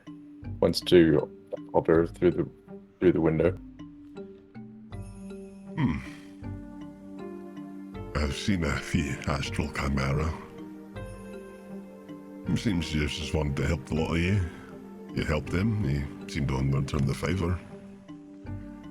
At least that's what I've gotten from some telepathic conversations I've been having with the worms. Oh. Well, yeah, And like filling me in on everything. so. I'm not entirely sure where it belongs, but I mean, I suppose he will be accompanying us, like, on our journey for a while. Right, yeah. We're gonna take you to the Nameless City. We'll set off tomorrow. I don't Alright. want the worms to be placed in harm's way, though, so I'm gonna take you myself. They've been through a lot recently. Yeah, that they have. A couple of them are nursing young. I don't want them to put themselves in danger. Yeah, they seem to have been through a lot. Is the Nameless City dangerous? No, but the way there is certainly dangerous. It's the nature of the Gradient Fold. It's full of things that would be even more horrifying on the surface if you could see them in broad daylight. That I can believe.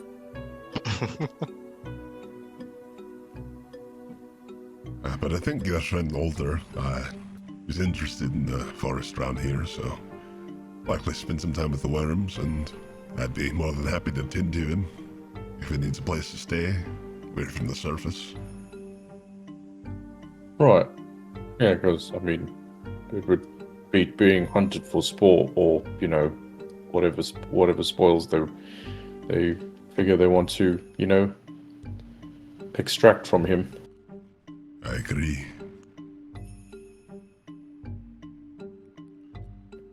Alright, well, I think I'm going to be making my way to the kitchen. Alright, let me know if you need anything. I have That I will. something I'm working on for our travels, so I'll be prepared that. It'll just be down the hole. Alright. He will wave and begin to float his way down the hall. You've noticed that about him. He doesn't seem to walk much. He seems to just kind of hover. His legs must be very atrophied. Despite it, they look very strong. He's more on the plump side. He has quite the belly on him. Yeah, he goes down the hall, leaving you all to the nice hut you have. That, again, is a lot larger than it looks like outside. Yeah, what are you all up to? So it's like a Leomund's tiny hat type scenario. Yeah, very much so. I was going to ask Talos. Talos, do you mind? I don't know if you have any way of doing this, but do you mind helping me merge this word blade with my longsword? You mean like transferring the magic from the Wormblade to the longsword? Yeah. And correct me if I'm wrong about this, Raffle. When we initially did this with the earring, Talos got a nat to know got like a nat 20 to know how to do this process. I believe so. I would say you do definitely know how to do the process. Just be a matter of doing it carefully enough for it to work as you had it work before when you guys used it. You know you need Electrum for it. And Yeah, you know the general process. Do you got any spare Electrum? That's a good question. Hold on. Yeah, I got one. Yeah, I should be able to. I was thinking of working on a few items myself. I still have those caldera claws and teeth I was thinking of working with. So, yeah, I can probably transfer it for you. Sure. You mind if I hang out with you? Sure. Actually, weapon check. Who needs their weapons like polished, sharpened, worked on? Mine's magical, so I think I'm fine. But thank you. Alright. Thank you, guess. Talos. Oh, no problem. And I guess he'll try to like find a room to work in. Okay, are you going up to the third floor like he mentioned? Yes. So yeah, you go up to the third floor and you open one of the doors, and looking into it, it is just a white void. What do you imagine in this room? Talos has a panic attack. I will say Gunther's with him. I don't know if Gunther also sees a white void or if Yeah, it's you do. much different. I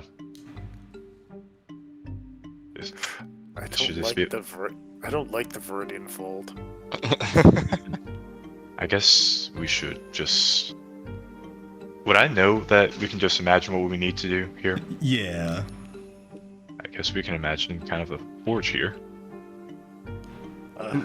As you start to do that, you can see them actively moving. You can see floorboards slotting themselves into place. And you can see there is a smelter, there's a grindstone, there's a nice anvil, and several smithing tools. Everything you would need for a forge is a water basin, everything you would need. You know what? I think it looks like the Master's Forge. I'm blanking on his name. The Angris. Yes, Ingris's forge. Yeah. It looks just how you remember it. Ooh, this is gonna be fun. He's gonna pull out his stuff and like prop up Gon so he can watch. Yeah, Gon seems comfy.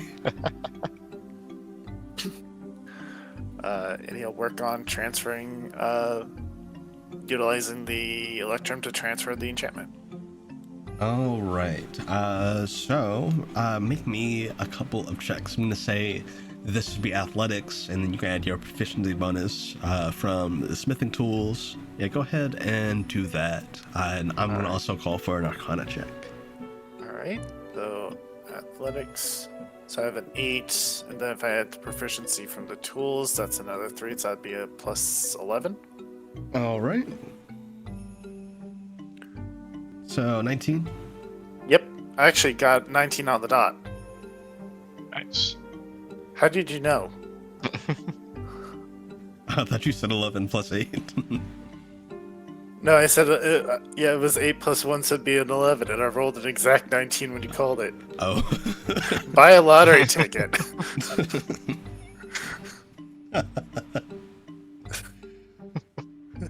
So with that, you're able to start to break down the weird blade into its components. Go ahead and make me the Arcana check to see how things go with the Electrum. Okay.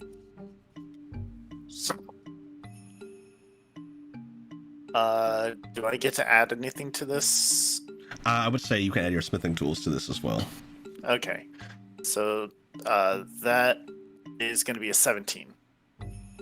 Okay. So with the 17, you kind of ruminate on the process that you saw being undergone with the Electrum being transferred or being used as a means of transferring these various benefits, these enchantments. And as you kind of reflect on that as you're going through this process, you're able to replicate it pretty well. You can see that the Electrum serves as that medium for the enchantment. And it's stored there as you begin to kind of break the blade down. And those properties are transferred to the longsword. And you are successful in your smithing. He just beams at this and like shows it off to Gunther and Gon, like, all right, it's all done. Amazing, Tellus. Thank you so much. Oh, think nothing of it. Yeah, so I guess the power of the King of the Caldera is now in your longsword. Thank you.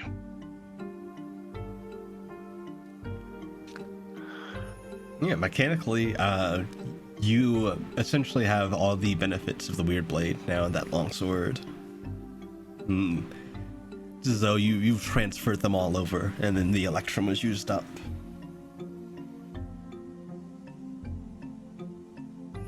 All right.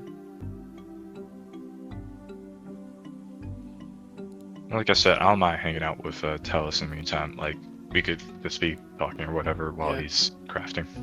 Yeah, he's gonna be like working on his equipment, and then actually, I've been meaning to do this for a while. He's gonna touch the teeth and the claws of the King of the Caldera to see what like magical properties they have. Okay, so as you do that, you can sense that intense flame. You remember being there, standing over the caldera, and being there fighting alongside the party. The heat of the surrounding lava. It is a very potent fire magic. Okay, so like if this was like imbued in like weapons, it would like do fire damage, or like armor do like resistance. It would depend.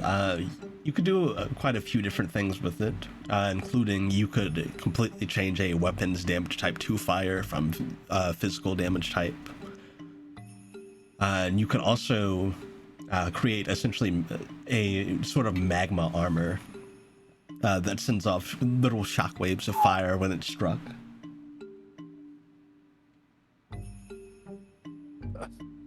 He will pitch this idea to Gunther.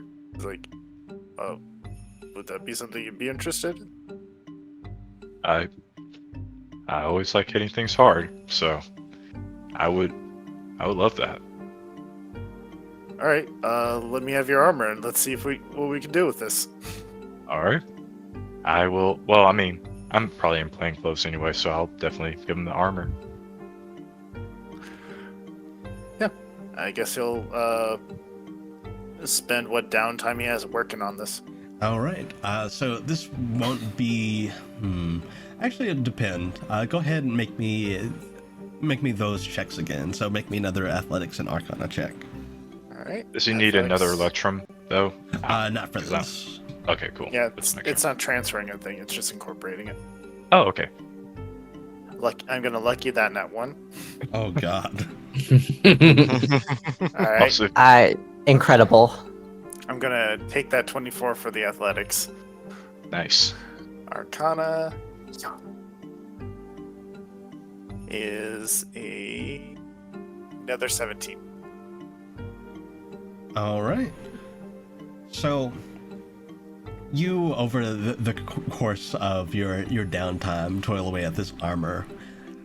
It is very difficult working with magical materials sometimes, but with your experience so far and everything you've learned, you're able to take that powerful flame that's stored within these various parts and draw them out to their full potential in this armor.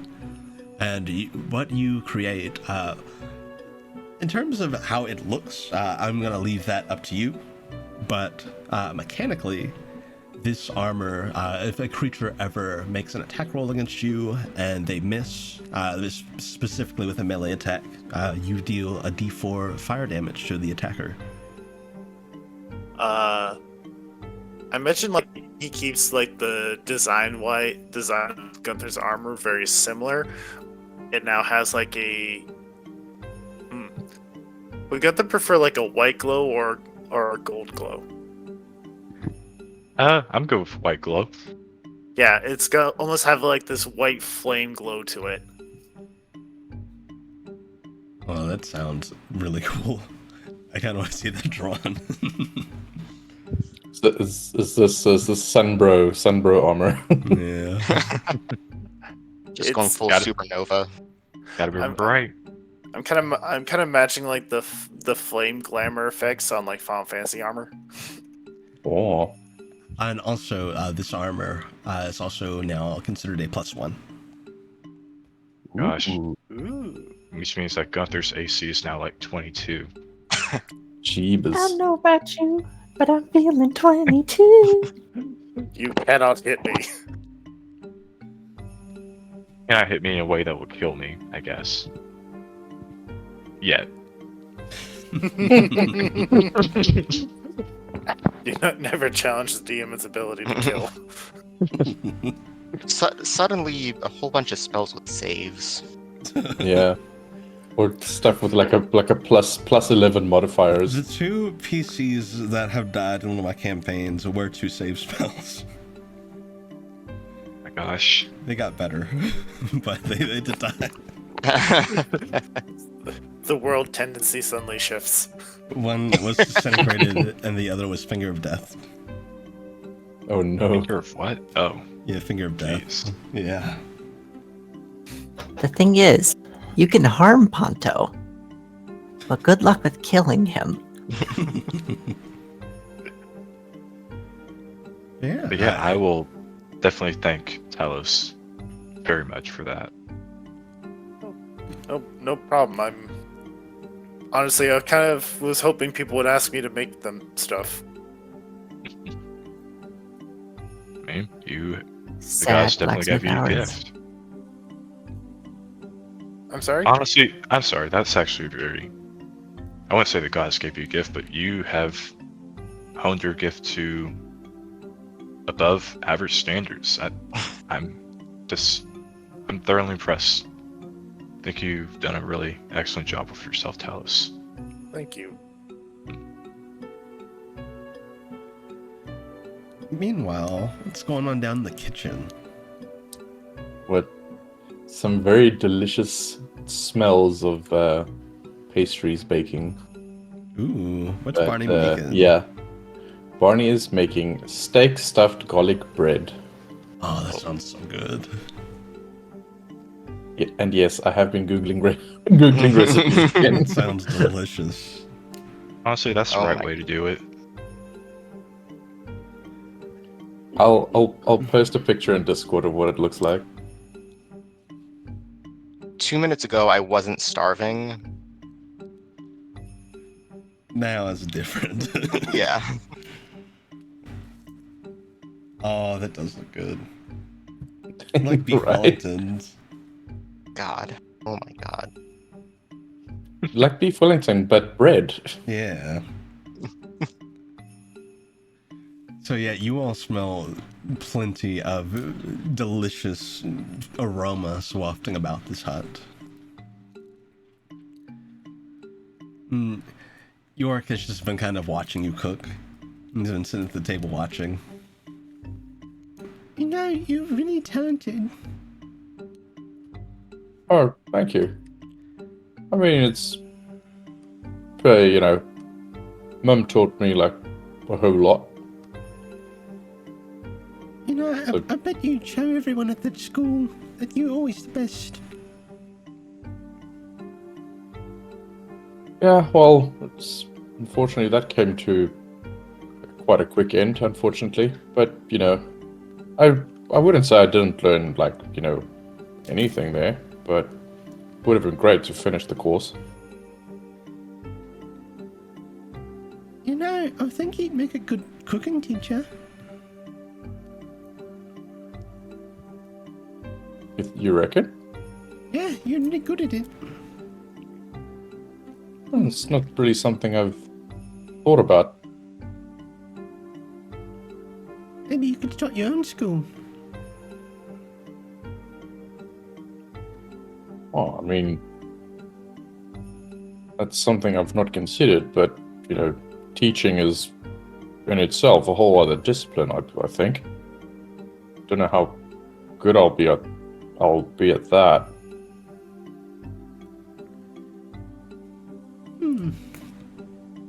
So I suppose I could like impart some of my knowledge on people who are eager to learn. I wouldn't mind learning. Oh yeah? Yeah. York will get Oh. up and walk over. Oh, maybe I can show you like something real quick. Maybe something that's not as involved as this, and indicates to like the stuff busy baking. Yeah, that sounds like a good starting point. But he like I guess I'm just like in my mind, stuff is already like busy baking, meaning the steak has already been made and it's already been grilled. So like maybe he can tell you what, let's let me show you like one of the best ways to like sear the steak. Okay, yeah. He'll listen and watch intently. Yeah, he'll just like go through the process of like showing him how how Barney sears the steak and what sort of things to look out for once when to like turn it and how to like when's the best time to spice it, etc. Yeah, Yorick seems to be really interested in learning and seems to genuinely enjoy his time learning some cooking stuff with you. And, I kind of want to give it a go. Maybe not now, but let's see if I can maybe make something simple for the group. Yeah, that would be really nice. Like, people always, try to come up with the most complicated things to, prepare for meals, but it's usually the simpler ones that are, always the favorites. Yeah, I grew up eating a lot of really complex meals. I mean, it doesn't really have to be that complicated to taste good, doesn't it? I don't think so. I think it's, at the end of the day, it's, the more things you add to the more, like, ingredients and stuff you add, like, then the more complicated it gets. The more variables you add to it. Yeah, and sometimes you can be confusing to the tongue, I guess. Yeah. It's like if you say too many things at once. Right. Things can get pretty saturated. Yeah. Thank you. This is really insightful. Oh. No, you're most welcome. It's really fun. I'm also really excited to eat. I'm really hungry. We've been walking for quite some time. Yeah. Yeah, you finish up with cooking dinner after not too long. I imagine you get Talos in the middle of his project, and you get Talos and Gunther, and then the rest of the party as they're hanging around. Speaking of which, what is the rest of the party up to? I know Ponto was asleep on North. Quick clarification. I just wanted to check with that devourer plant that you mentioned that had the legs. Was that still rooted, or was it like entirely mobile? It was entirely mobile. Okay. Candles is trying to see if she can find it again. So is Candle's going back outside to see if she can find it? Yeah. Okay, so you head back outside to look around for this little plant. I'll take perception or investigation. Okay. I think that would be perception. Yeah. That is a 24. So you look around for a while, you kind of trek around the kind of swampy surrounding forest, and you go back, you do find the tree where you initially found it. You remember because you find the tail of that lizard that was eaten. It dropped its tail when it was slurped up. And sure enough, not too far away, now hanging off of another tree, is that same devourer.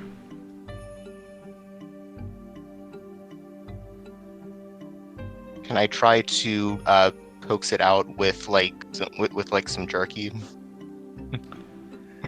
Yeah, you pull out some jerky, and it kind of looks towards you with intrigue.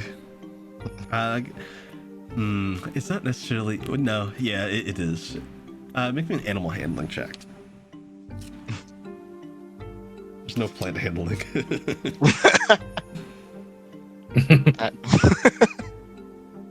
That is a 16. So you pull out. I feel like Candles. Oh, sorry. Oh, you're fine.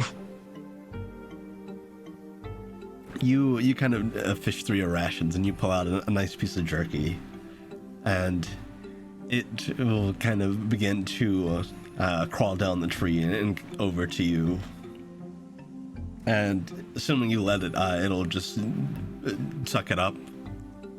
Yeah, absolutely. It does not seem to even chew. You're pretty sure it doesn't have teeth. I imagine all of Candle's ability to deal with animals is based off of how Candles interacts with Ponto. Like, this tricked Ponto before. Come on, eat the jerky. Oh my god, you're right. And now it's just kind of sitting there staring up at you. Okay. I try to carefully pick it up. It doesn't seem to resist. You, as you Nice. kind of tug at it, you can see that as it was sitting there, it rooted itself a little, but as you begin to kind of pull up on it, it'll unroot. Okay. I will give it some. I think I will give it some more jerky as I return back to the cottage. Yeah, you return back. It is absolutely destroying that jerky. And at one point, you see a butterfly fly by, and it sucks that up too. Oh, Okay, so just gonna have to warn Ponto to avoid that form in the future for a little bit. But yeah, you return with it, and you return to the smells of dinner. Wonderful. Barney, you and Yorick see Candles walk in holding this devourer. Wait, what is that? It's the devourer that we saw earlier. At least I think it is. Does someone get themselves another companion? Are you gonna keep it? I think so. Are you It- afraid it might eat you? If it gets No. too big? Besides, it produced something back when we were traveling here. She's going to pull out the. The wake flora. Yeah. Oh, that's an interesting flower. It's called Wake Flora. It's very rare. It's possible to resurrect someone if it's used in the correct potion. I don't know if that's something that this produced or if it's maybe it just ate the flower, but I think it's very worth studying. Oh, wait, you're saying it produced it? Like, how? It came out of the mouth. I'm wondering if it just gave it to you. Maybe.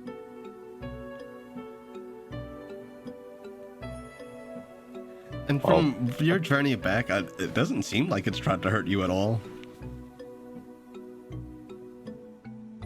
Yet. You beat me to the punch.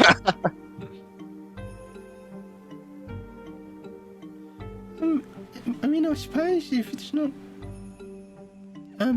dangerous, I guess it's no more dangerous than having a crow and a dire wolf. Right. Or Ponto. Sure. What are you gonna name it? I'm not sure. I know that pet names are different from generally different, so the usual methods that I would use aren't really applicable here. I don't think you could still name it that if you want. I don't think there's any problem with it. Maybe.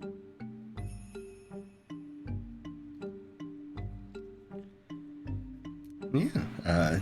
You will return with the little plant. Was Pomegranate up to anything? Has she had any sleep between the last time she drew something that made a portal and now I can't remember? Yes, you did get sleep after that. So did she have any interesting dreams about places that she might draw? So you slept once, and that was when you jumped to the city. Yes, that's right. That's right. I remember now. Okay, she's gonna draw the city.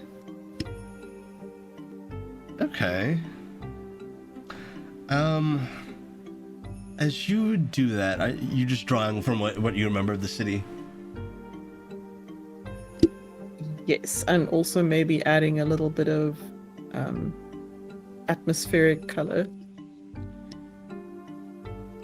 So yeah, you draw this city, and I imagine it's over the course of a couple of hours as dinner's being prepared and folks are kind of waiting for food. And you reach a point to where it's pretty much complete.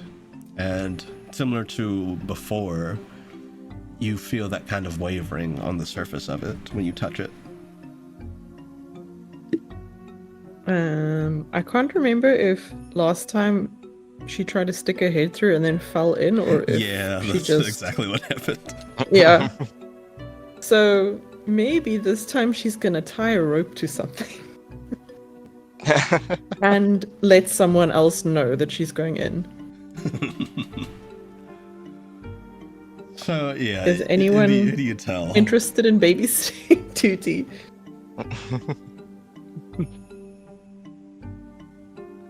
I guess where are you doing your drawing? Are you still sitting in the living room, or do you go to one of the other rooms?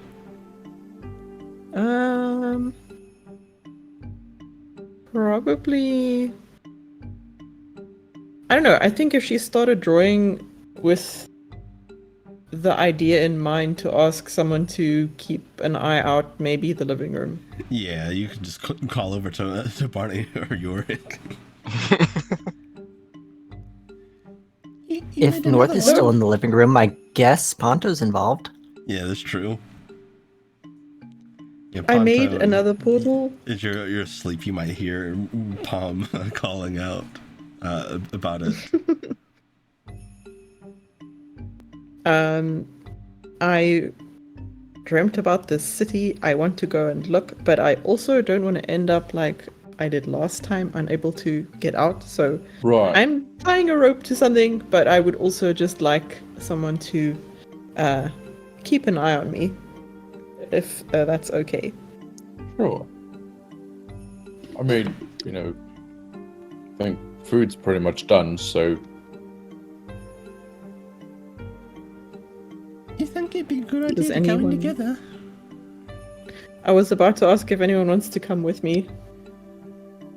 You think you could wait till after dinner and we could go in together?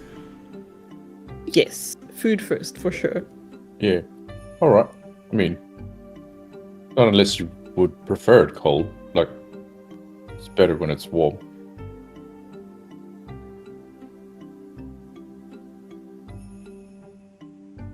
I don't know about you, but I'm really hungry. Yeah, I'm not sure if cold garlic is quite the same. Not really. Yorick will sit down for food.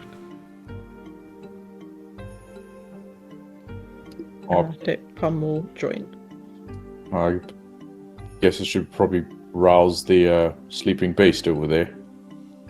Walking over to Ponto. Yeah, you get Ponto up. The irony. North will carry Ponto over to the table. I feel like North at this point has recognized how to wake up Ponto, and it's just shaking him like a chew toy. Yeah. Barney just holds the plate of food in front of Ponto to wake him up. Like waves it with his hand like towards his nostrils. Huh? Yeah. Ooh! That's it. There he is. Dinner's ready. He's gonna reach his little hands up and grab the plate. Yeah. Party all sit down for dinner. Yes. Yes, sir. Absolutely. Heck yeah. And as usual with Barney's amazing cooking, it is a fantastic meal.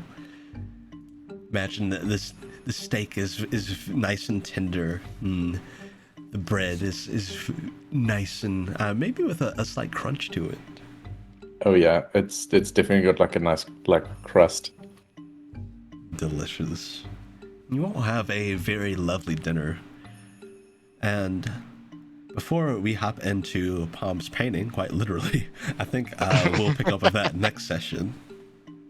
Cool. Great. All right. Great session, Yeah. everyone.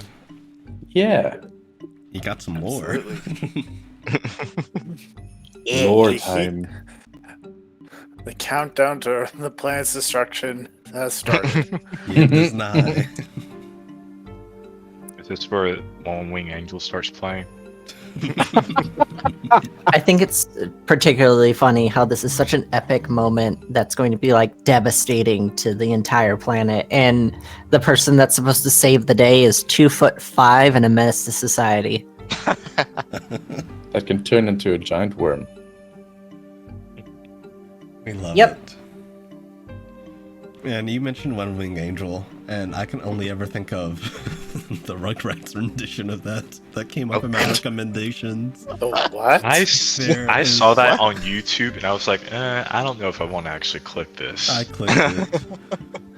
There is a version of One Winged Angel and the Rugrat sound font, and it sounds Oh my how you would God. imagine it does. Oh my gosh. I found it and I'm about to listen to it. I need this in my life. Cursed, children, cursed. It is. I listened to the whole thing. I mean, there's like another version with like in the theme of like Kirby music. So I mean, I One feel of like that the- kind of fits a little better. One of the top comments is mental image of Tommy taking the screwdriver he always uses out of his diaper, but it's like 8 feet long. Oh my god. A lot of the comments I remember is people saying you should have called it One Winged Angelica. Wait, that's That actually is very- perfect. Why? That is very Yeah. good. Oh, the chat, thank you for joining us for this session. We will be back with our next session on the 20th, if that works for everyone. Absolutely. That's the week of my birthday. Ooh. Blaze it. Oh, hey! Ooh. The week of the what? Said The blaze it. 20th. Ah, Also, isn't like Ponto's birthday like next week too? Well, not Ponto, but Code's birthday. what? What? Is it? You Yo. remember that? You're finally going to become an adult? I put it down because I was like, hey, let me make sure I put down like my friends' like birthdays. So yeah. That Aww. is such an awesome thing to do. Yeah, it's in 6 days. Very exciting. I'm gonna be in Texas Ooh. Nice. Nice. I hope you because have the fun. day after is my friend's wedding, and we're having a like medieval style wedding at the Renaissance that Fair. Oh, that's sounds rad. fun. Oh, damn, that's awesome. It's gonna be fucking lit. This is the same group I played D&D with, and for those who know Hell yeah. Rauhasa, it's the DM for the Rauhasa game. That sounds Nice. like fun. Nice. Absolutely incredible. I'm very excited. Yeah, and guess Excited next for you. session I'll be handing out some birthday 20s. Nice. Gasp! Yeah, chat, thank you for joining us. We'll be back on the 20th for our next session, so stay tuned and we'll see you then. Have a good rest of your See you later. Saturday, chat. Later, gamers! All right. Bye. Farewell. Bye. Bye.